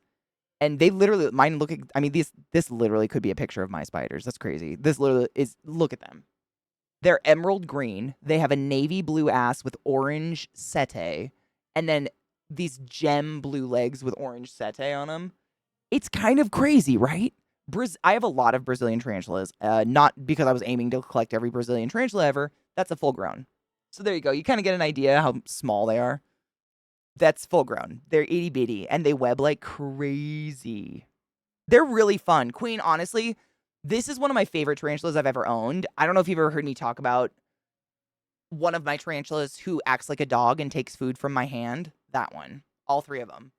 Like, which one is she? Super webby tank. Oh, you can't see it? They web a lot. Like, intensely. Like, they web every fucking inch of their enclosure, and there's just tunnels everywhere. But if I pick up her enclosure and move, she'll just slowly trot over to where the enclosure opens. She knows. And then just puts her feet up, and I hand her a cricket, and she goes, all 3. I don't know if it's species specific or what, but it's what? And they've never tried to come out ever. They'll like get half out waiting for the food and just wait. And then I give it and and it's not ferocious. They just kind of like, okay. And then like go about their business back into their tank. It's so bizarre. They're one of the most docile, most Brazilian species, honestly, that I've ever had are super docile. And I don't know if it's because they just don't have natural enemies or what, but they just tend to be like kind of slow. Like, which I prefer. The fast ones scare the piss out of me. I think I'm gonna lose them, or they're gonna die or something, or eat me. I don't know. The slow ones freak me, or the fast ones freak me out. I like my big slow beauties. Literally, Bobo, I've literally thought about that before. Like, do they just think I'm like a god throwing cheeseburgers at their face? I don't throw them. Like, I definitely just kind of like, okay, you take that shit. And they like, it's weird. And they're a species that bites their food and then abandons it for a while and waits for it to dissolve. Very bizarre. Cool in the weirdest way ever. There's so many. I mean, I have some fucking butt ugly tarantulas, and I have, oh my God, have you ever seen an OBT tarantula? I have two of those. They're probably the most notoriously hated tarantula ever, but I love them.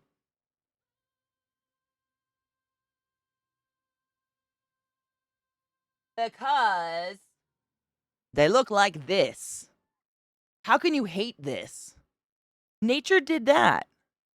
They're super fast and they tend to be really, really temperamental.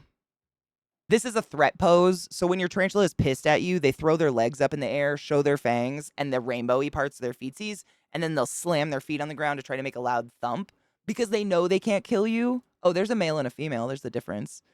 Look at the babies. Oh my God. Baby spiders make me want to get babies, and I hate that. I don't want more tarantulas just to get tarantulas, but oh.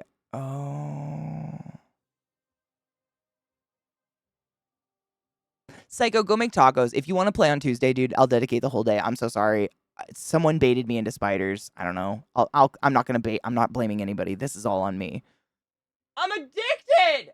But I didn't kill your character, and I'm really proud of it. It's a Cheeto spider. I mean, they are fucking fast. So I know I can go on for. I'm spider obsessed. Look at them. They're gorgeous. That rainbow feetsies just kill me. So if you're a tarantula that hails from the Americas, you have a defense mechanism. You can kick hair off your body into the air, and it's highly irritating, similar to like insulation in your lungs and or eyes. If you are a tarantula from literally any other part of the world, you got nothing. They can't do it. It's so weird, but none of them can. Their hairs are still irritating, but they don't use it as a defense mechanism. So tarantulas from anywhere else in the world tend to be really fast, really defensive, and kind of bitey. They can't kill you. There's no deadly tarantula, but it'll hurt. I wouldn't want those, like, geysers in me in any way, shape, or form. And, like, a tarantula in your care, the only way it would ever try to bite you is if you were hurting it, like squishing it, or if you were a dumbass, you decided to hold it and it fell. They will use their fangs to hold on if they're falling off of something, even your hand. Don't hold your tarantulas. Don't be an idiot. Leave those fuckers alone.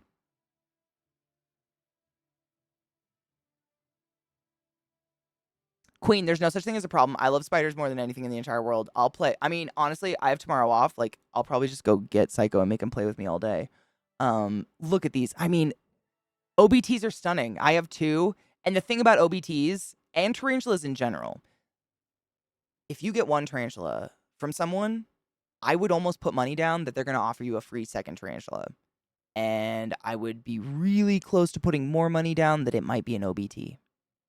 Because everybody's got a ton all the time. And sellers, like people who breed tarantulas, you know, they're breeding for the big high price ones, but they make their money on the low price ones. Usually, you know, like the common Nicaraguan curly hairs and shit like that. But both of my OBTs I got for free. Completely. Half of my spiders I've gotten for free because I contacted someone who was like, hey, can I get 3 Brazilian blue dwarf beauties from you? And they were like, yeah, do you want 3 Mexican black velvets as well? For free? Yes, for free. Yes. It makes the shipping worth it to them, but honestly, like almost half of them I got for free. Just offer. People just offer. Or like lots of websites will, where you buy tarantulas, they'll be like, if you spend over $100, you get to pick from this assortment of free tarantulas. It's a free tarantula. It's crazy. Because you're getting this. This is how your baby tarantula is going to be as big as that clear space between my finger and the paper towel. That's how big your little BB is. And then you got to take care of it. Like, actually, these pictures are really good. I love that this person's holding the OBTs. So this is a baby OBT. And then you're going to end up, you know, with the big baby, with the with the big ones, but this is what you start with, and I don't think a lot of people realize it. So it's way. I always suggest if people want to get into tarantulas, start with a baby. It's so much less intimidating, in my opinion. Some people find it more intimidating. Some people find baby tarantulas scary. They're afraid they're gonna kill them. They're like, oh, they're just so delicate, da da da da. But for me, it removes that intimidating nature that comes with the big furry beasts behind me when I remember that they came from that little fucker. You know, that little fucker lived in this little guy. That little fucker's not that big fucker, but like, you know, it kind of like levels it for me. Oh, CJ, oh, I'm excited. Freebies are very dangerous. Very much so. I have 2 mystery tarantulas because of freebies. I still don't know what they are. Hello from work. I know, Viata. I got stuck on tarantulas and fucking fucked off in the game, unfortunately, but we'll play more. Tomorrow's my day off. But on Tuesday, I mean, I'm probably going to be playing this game for the rest of the time, let's be completely honest. I just packed my bowl with the little vial. That's great. Cheers. Cheers.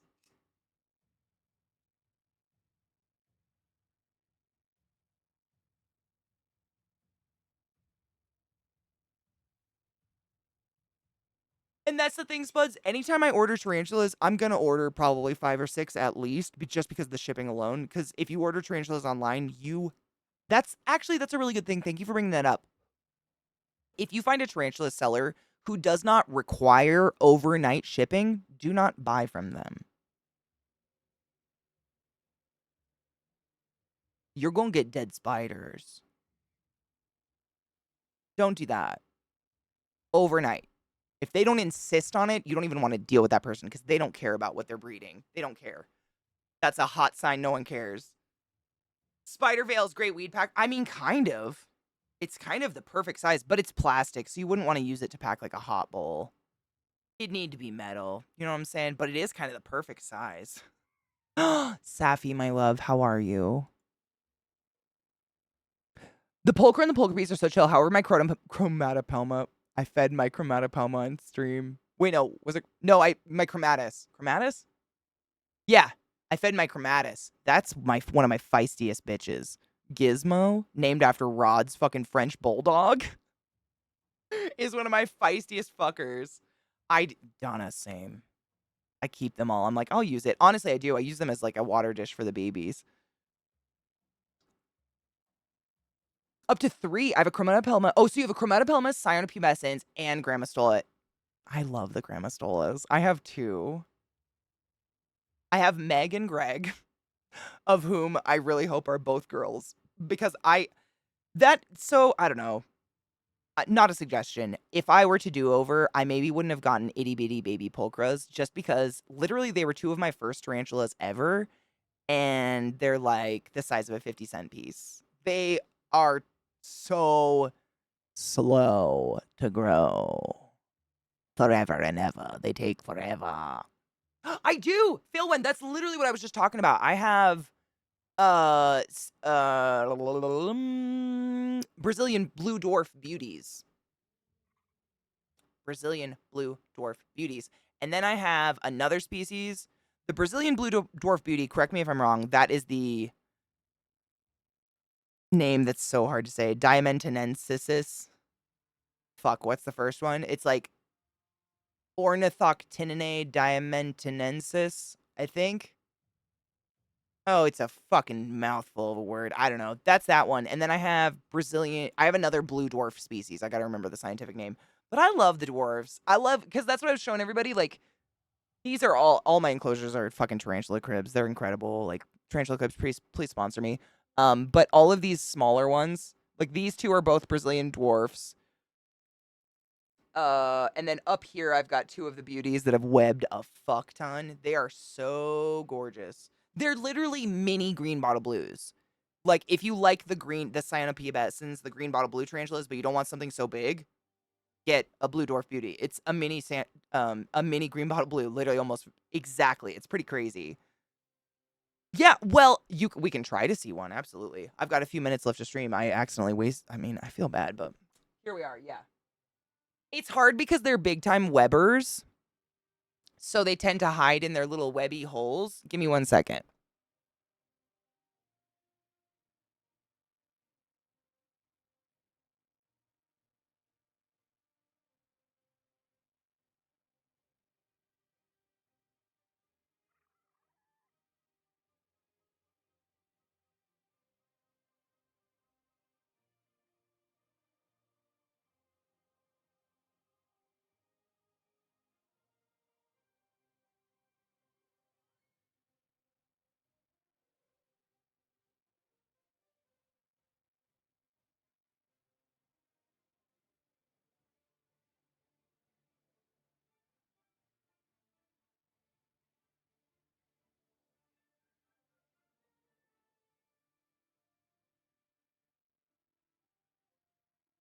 Okay, I got her. I'm just moving really slow because I don't want her to run away.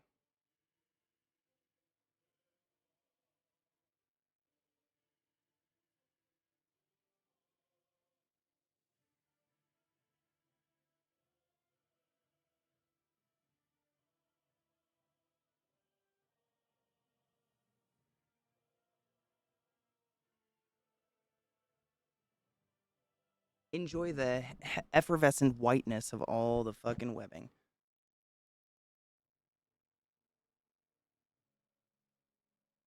So this is the species that comes and asks for food. She's doing it right now.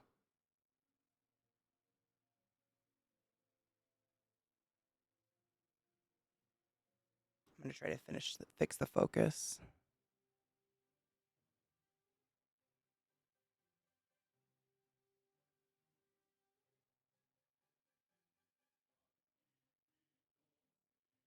I'm gonna try to grab her a worm before she crawls out. One moment.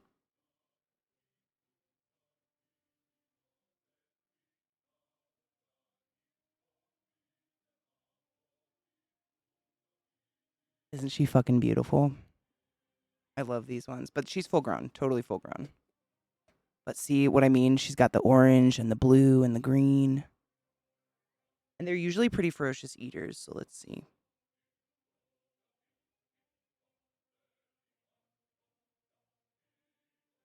Did it just fucking roll down into the hole?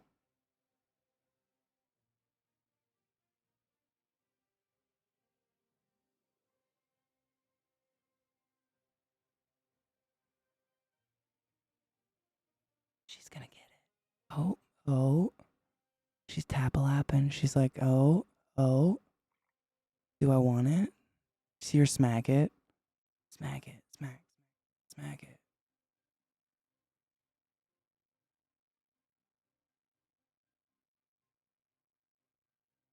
She knows it's there, but now, but see the size, what I mean by how tiny they are? Dwarf tarantulas are so cute.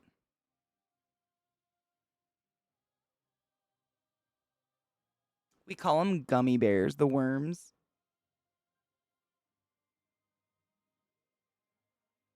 But unfortunately, because like I said, she has terrible eyesight, they only sense movement. So if the worm stops moving, she won't grab it.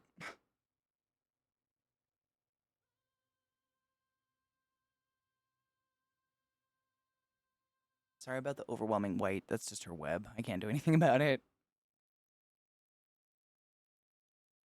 This is I'm going to type it for you because it's literally such a weird word. If I said it, you're just going to laugh at me and think I'm chanting curses at you.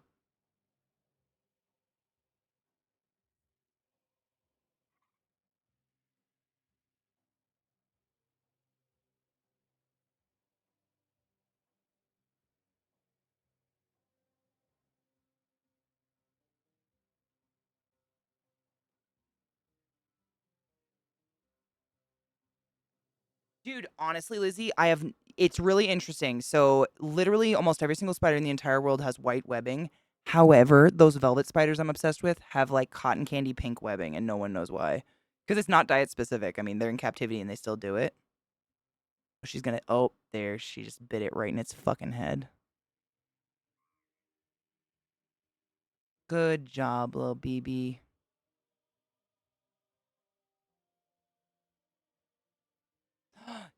Well, they're called a velvet spider. That's the. Let me grab her. I'll show you what I mean. I shall show you. Well, I'll show you what I can. Nope, they're not a spicy. They're just a spider. They're not venomous or anything. I no longer have any hots. My last scorpion passed away, thankfully. Enjoy for a minute. They never try to escape. They're very happy in their enclosures.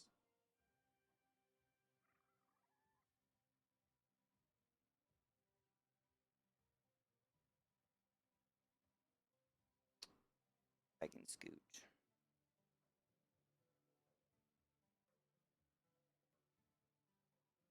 Dude, I think about that all the time. She just, because sometimes they will pet it. See how she uses her two little arms to like touch it? She's just like, shh, it's all gonna be okay. It's all gonna be okay.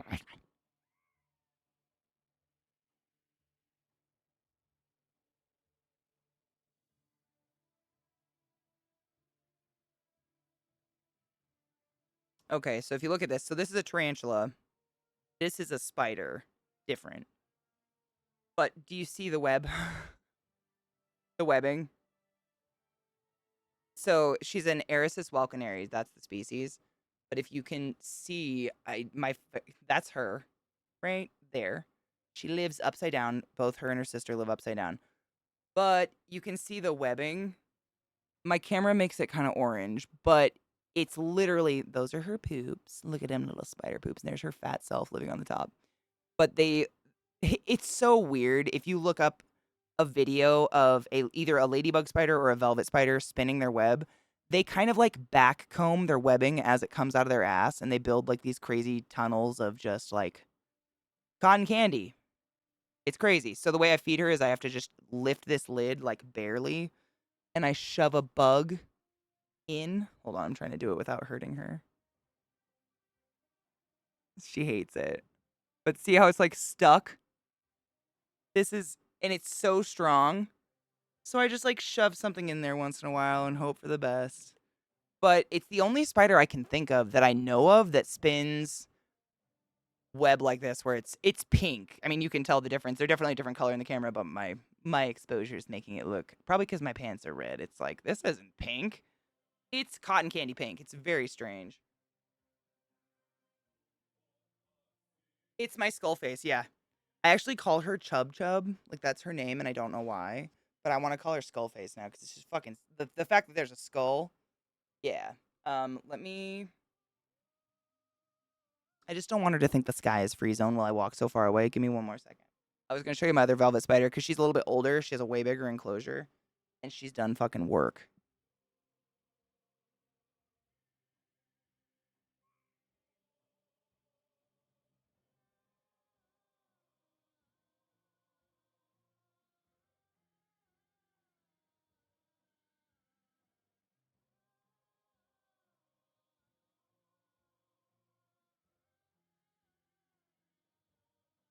So if I bring you right over here. So this is Charlotte. I hate this. Fucking the reflection kills me. But you can see what I mean by they'll live on the top no matter what I do. And you can see all her little tunnels and shit when it's at a fucking angle where there's no reflections. She lives in this corner. So we can't see her right now. But this is her older sister, and it's just kind of crazy to see what they do with their webbing. They just make this weird like cotton candy hell. I mean, can you imagine stumbling into that as a bug? You'd be so fucked. Done for. But it's defo pink. I've watched him spin it. It's wild. But they're probably my favorite, not because they're rare or anything. Actually, we thought they were extinct up until like the early 90s, and someone found a couple and they were like, holy shit, they're not extinct. And then they protected them and now they're back. But if you look up velvet spider, like just Google velvet spider or Google ladybird spider, they are so chonky and precious. And they're the spider from James and the Giant Peach, if you remember James and the Giant Peach. Mrs. Spider. It's literally a velvet spider, and I've been obsessed ever since I saw that movie when I was a kid, and I wanted one so bad. Now I have two. Mm-hmm. Philwin, my first tarantula ever was Nana. And she's not the friendliest.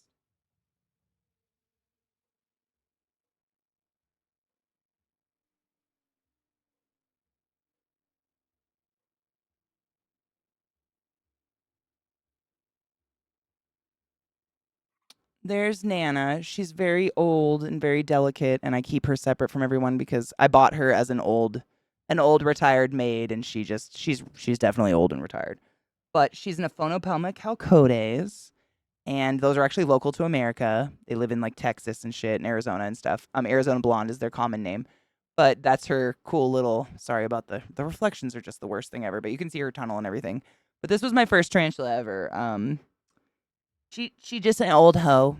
She just old hoe living in her little hoescape.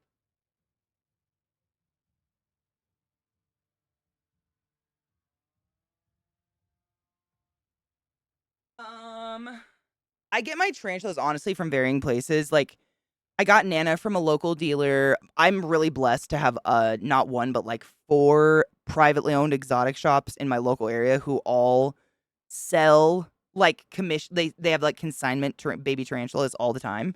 So every time I go in there to buy like feeders, they always have new tarantulas, like babies and deli cups I can go look at. But I've also gotten them on Fear Not tarantulas is great. Fear Not is really unintimidating, and they have like literally a scale of like beginner tarantulas, intermediate tarantulas, and expert tarantulas. So you don't run the risk of accidentally getting like some super fast, scary species that's gonna fuck you, which is I really like about those websites. And on top of that, they also sell full kits for the babies. So I don't think I have any more because I haven't had a baby in a while. But they give you literally you get the baby spider and then you get a little bag of dirt, you get a little water dish, you get an enclosure, you get instructions on how to set it up and how to introduce your baby into it, and you're set up for at least a year. Like you've got everything for at least a year. That spider's gonna be great. And I think that's really good for your first, maybe even your second or third, because it can be kind of intimidating and you never know what a tarantula is gonna do. Like this fucker fucking webbing up his hellscape like this. Like all of that web is just crazy. You can make a tarantula's enclosure how you want it, but that tarantula is going to tell you how they want it. You know what I'm saying? You don't really get a choice in the matter. You like that was a whole thing. Like that's not dirt. She did this. I didn't do that. But honestly, I kind of love it. Like I don't know if any of you have other animals on top of your tarantulas or spiders, but all my other animals seem so unimpressive now cuz I'm like, how come you didn't make a new home out of your butthole? Everybody else did. What's wrong with you? And that's the thing. They not only look just like the cyanopubescens, but they web like them too. I think they got to be related. I think they have to be because they're just way too similar. The only difference is size. I don't want to add those sites to my algorithm. Absolutely. I mean, Quill. So most tarantulas, as long as you keep them in, room temperature or above, they're going to be totally fine. I have tarantulas from all over the fucking world, man. These are from Brazil. My velvet spiders are from Greece.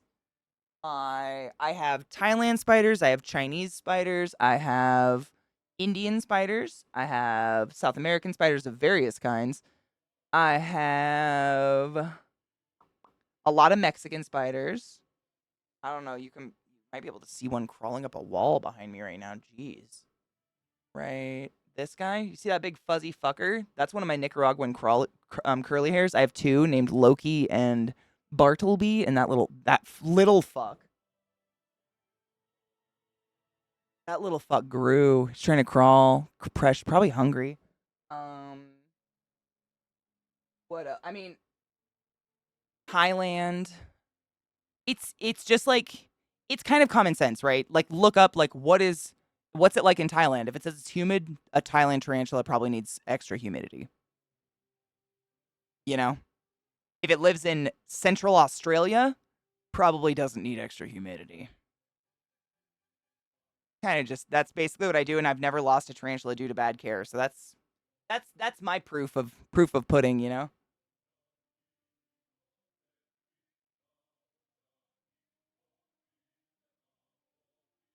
Yep, the screens are I've had a leg stuck in a screen before and it makes me very sad. Dude, 9, I never take hate towards tarantulas. I completely respect fear of shit. Like, you know me in deep water, fucking anything. Deep water, like squids or sharks or fucking literally anything. Fuck that. But I'd sit around and listen to someone passionate about that stuff talk about it for hours. But I ain't gonna go there. You won't find me in the fucking ocean. I'll just be here with my harmless spiders who can't envelop me in their mouth. By accident? Oh, if it got outside, no, they would die. Quill, that's kind of something I do on purpose. I would never put something outside to die on purpose. Sorry, not to be unclear. I do not own any animal that could go native here. Not because I want my animals to die, but I do not want to ever accidentally introduce an invasive species, nor do I want roaches going wild in my house or something like that. So every single species I have would die if it got out. which is tragic, but it really it helps mitigate the risk of invasive species, which I am so not fucking about at all. Yeah. There's actually, when you buy hornworms, no shit, that green worm that I gave this bitch, that big fucking green thing she's sucking on, when I bought them for the first time from my exotic store, I had to sign a waiver saying that I would not release them outside if they turned into moths, because they do turn into a really pretty like hawk moth that's like this big. But in Colorado, we have such a bad problem with moths that they make you sign shit, which I completely understand. I love mantises. Honestly, I had a ghost mantis named Papa for a while. The only reason I don't have them is they don't live very long and it makes me sad. I'm at the age where time flies too fast. 3 years is too short. Like, I think the max mantis life is about 3 years, which is sad. I like my spiders nice and 30. Like me. Yep, exactly. Like in Florida, you can't even get dubias. That's like any kind of moth thing here. Same shit. Yeah. I think there are some. Oh, I know. No. I gotta find someone cool to raid. I just thought this was kind of cool to show off. No. Let's do it. I think. I mean, you could be totally right, Fail. I think I read about some of those. You know those. Not a ghost mantis. I want to say there's a mantis that could live like maybe it was like 2-ish years. I could be totally off on it. I don't remember. But my ghost mantis lived about a year and a half. Papa lived about a year and a half. And that was, perfect conditions. Whatever. Captive, blah, blah, blah. Dude, absolutely. I mean, you guys know me by now. I can't ever not jump into spider talk. It's a fault. It's a character flaw. I love my bugs. I mean, literally, I've got tanks of cockroaches just chilling. You guys want a cock? A little hissy cock? Anyone? Little hissy cock? They're cleaner than you. I know. You're welcome. Think about that next time you suck a butt.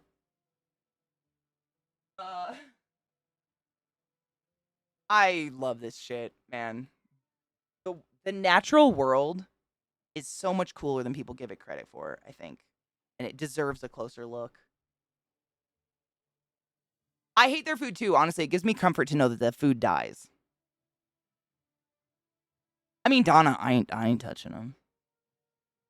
True story, because of CK Spooter obsession, I no longer kill them on site. So many people from the community have messaged me similar things to Aviata, and it literally gives my heart's happiness. My own little sister, who would have straight up lit our house on fire had she found a spider inside, now has a spider living on her deck she has named.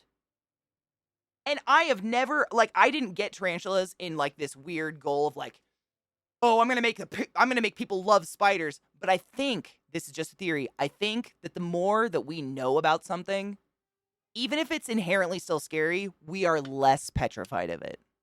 Like, spiders are really scary. Tarantulas are really scary. They got huge teeth until you realize or learn that there is not one in the world that could take you out. Not one. There's not one tarantula in the world who has venom stronger than a bee sting. And that somehow, it's like, I'm not gonna go fuck with one, but I'm at peace with it now. I know it can't kill me. Nope, Donna. Two different evolutionary lines. It's really interesting if you look back in they're both arachnids. If you look back in the arachnid tree of life or whatever, the oldest, I guess you would say spider-esque arachnid is actually, what are they called? The megala somethings. It's purse web spiders, and I hate them. I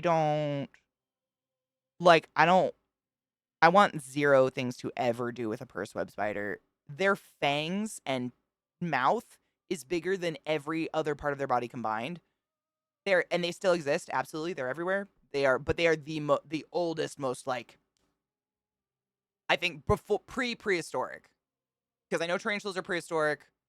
Spiders, I think, came a little bit before, a little bit after tarantulas, but those, it's if you Google purse, like a purse, no, like a, purse on your shoulder, like a purse web. I don't know why they're actually called that. Is that what it is? Adipus affinis.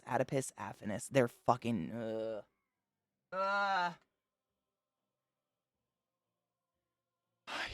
at them. That's exactly what it is. Spider warning.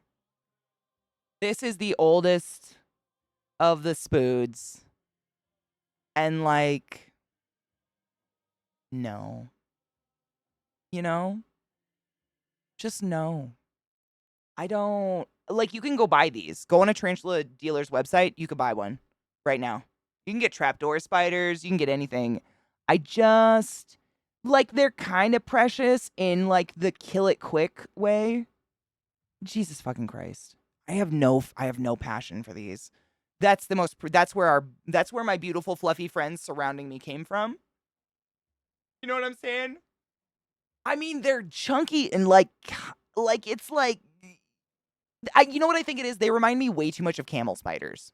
Camel spiders have those enormous scary mouth parts, right? They remind me of camel spiders, and I think that's why I hate them.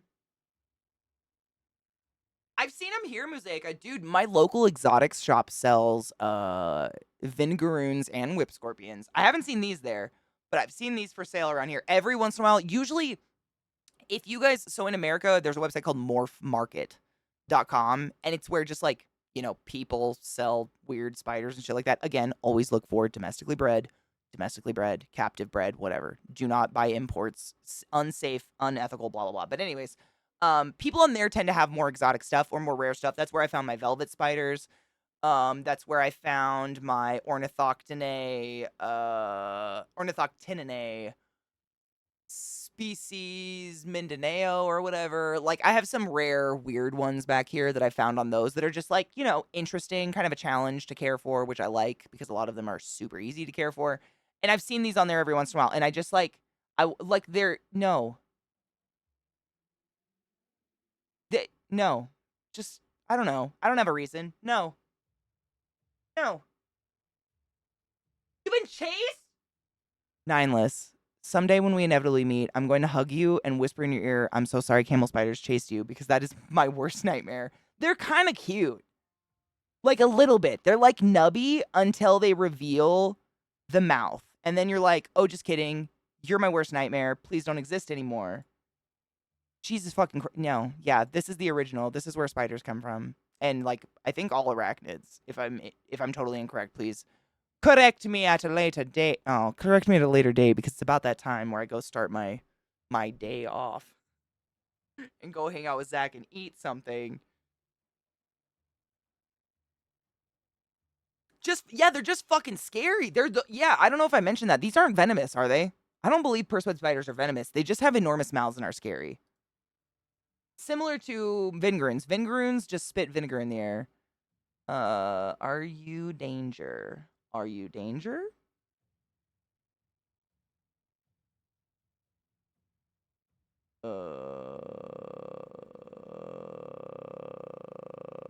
Nope.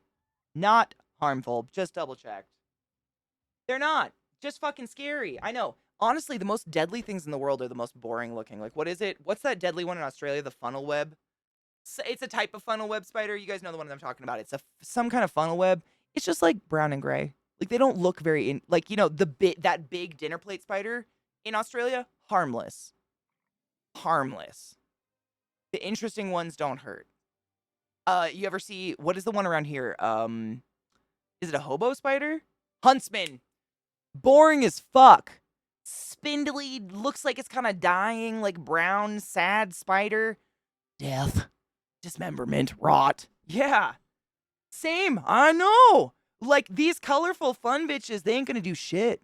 They're gonna hide. Like, I'm all about it. I've got geckos that are the color of the rainbow. They want nothing to do with me. Nothing. Imagine a website used to look up if X thing is poisonous or venomous to me. Called areyoudanger.com. Oh my god, Fox, you might be on to literally a multi-million-dollar idea, and I'm not saying that jokingly because I would use that constantly. I would go copyright that. Areyoudanger.com. That's fucking funny. Whip scorpions, they're scary but harmless. Honestly, I'd take that over a real scorpion any day. Real scorpion mouthpieces give me existential feelings of bad in my butt. Like, just go look at it sometime.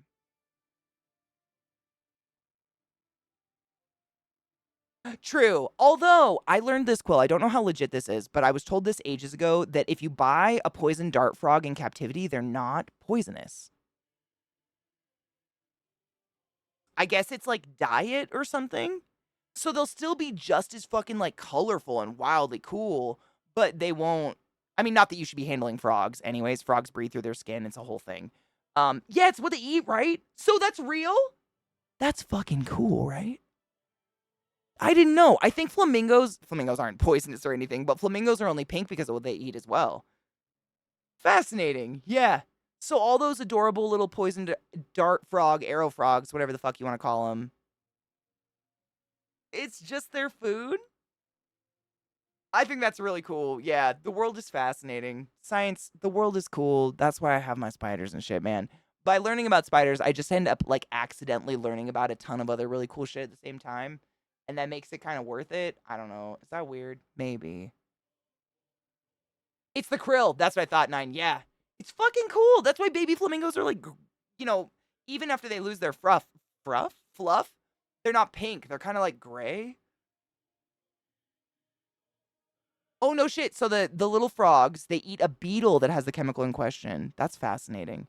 I actually watched a cool documentary that this was ages ago, but it was like an anthropology documentary on Amazonian tribes, and they would capture the little poison dart frogs. They wouldn't kill them though. They would rub their arrow tips on the backs of the dart frogs. Genius. And then let the frog go and wash their hands. Amazing. Amazing. We think we're smart. We know nothing, Jon Snow. Cheers. I'm gonna raid my boy Smokelook because he's actually playing this game unlike what I did today, and I apologize. But I mean, God, spiders.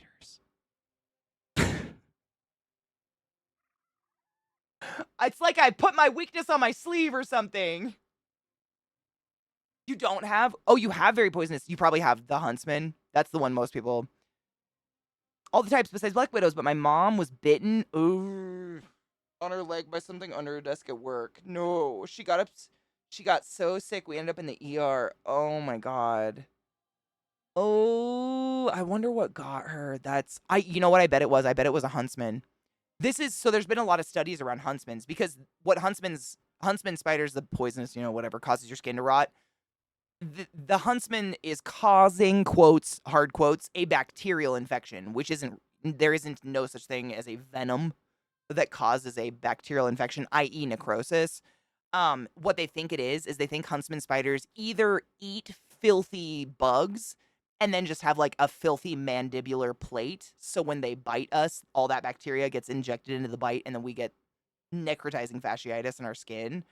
Or they think what happens is their fangs are so long and thin that when they accidentally bite us, they would never bite us for food, but it'd be like rolling over on one or something. When they bite you, you don't feel it. And then they've left, like, their fangs are so long, they break through, like, terminal dermis. It leaves a straight pathway for bacteria that's already on our dirty skin, like while we're camping or hunting, etc. When a huntsman might be in our tent that we might roll over on, it's going to get into that wound deep enough to cause a really fast, really bad infection. I bet it was one of those because I think, correct me if I'm wrong, isn't it a staph infection that you can literally see moving from the, I mean, you don't see it moving, but you see a line like from the wound, right? Something like that. So I bet it was something similar. Brown recluse. Thank you. I don't, I knew Huntsman's. Huntsman's the one in Australia. That's the big guy. Huntsmans are harmless. I'm sorry, my brain is so stoned and stupid. Cheers.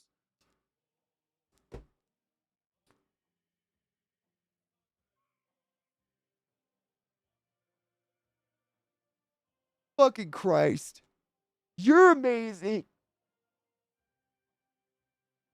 Yep, I fucking love Spider Shop. If they would ship to America, I'd be a big patron. Sepsis, yeah. I mean, they got sepsis from a spider bite? What spider? Sepsis? Sepsis is three or more entire organ systems shutting down. That's the definition of sepsis. What does that? Was it that one in the funnel web in Australia? I've never looked into what that venom does, but I know that I think if you Google it, like what's the most poisonous spider in the world or venomous, that's the one, right? It's an Australian funnel web, some kind of funnel web. There's funnel web spiders all over the world, but theirs is the worst. That's fucking terrifying. I'm not doubting it happened by any means. I'm just like, my mind is like, what fucking spider overnight could cause 3 or more organ system failure? Like, holy shit. I want nothing to do with that spider. In the UK, you know, when I worked at Lowe's, I'm assuming because you guys have garden centers in the UK, I've been to them. I'm assuming you guys have the same problem, but when I worked at Lowe's in the US, we would get huge shipments of plants and trees that would have tarantulas in them or huntsman spiders and shit because they were coming from all over the world. And these spiders would nest in the trees. I wonder if it was like something like that, like a spider that wasn't native. Venom hunted meat must be well cooked as the poison is destroyed by heat. I think I learned that in this thing. Like it was totally safe to hunt with this poison because it would that or like the amount of poison they used would I don't know what happened. Probably the cooking, I'm imagining. Lines from the bite. High food. Donna, no thank you. That's so scary. Line. I had a staph infection crawl up my leg when I was a kid one time and it scared the fuck out of me. I stepped on a toothpick and part of it broke off in my foot. And one day I woke up and had a red line up the back of my leg like the seam of pantyhose. And my mom was like, to the doctor. That was bad. Safi, I redid it. While we were watching Duacrame the other night, I was standing at my desk doing this. Re-dyeing it. I didn't bleach it. I just threw dye in, but thank you. It feels like I got my hair done, but I totes didn't. I sat and watched some dope RP and then bawled my eyes out. Did my hair, it's whatever. Oh, really? Hubs and Kid are both sensitive to all bites. Wouldn't trust a basic spoon to bite them? No. I mean, Quill, like, Yep. I have a general rule in my head when it comes to bugs, especially when it comes to in the house. If it's something that could possibly hurt my dogs and or partner, fuck that bug. Fuck that bug. Like, we had that tree. We were talking about that weird tree in my yard last week that I was telling you guys my dogs kept eating pieces of, and then they were getting itchy from it. I told Zach about it the moment he got done with stream, and I shit you not, he got business face, put shoes on. I mean, he had just finished stream. Normally he goes and lays down and has a minute. Put shoes on, got a fucking hacksaw, and chopped the living fuck. I mean, it was like watching a psycho person like attack something on the ground that doesn't exist. Chopped the living fuck out of this tree, destroyed it, covered it in tarp, and like nailed the tarp to the ground, looked at me and goes, not my dogs. And that's how we feel. Just offered to deliver Panda Express for 3 miles.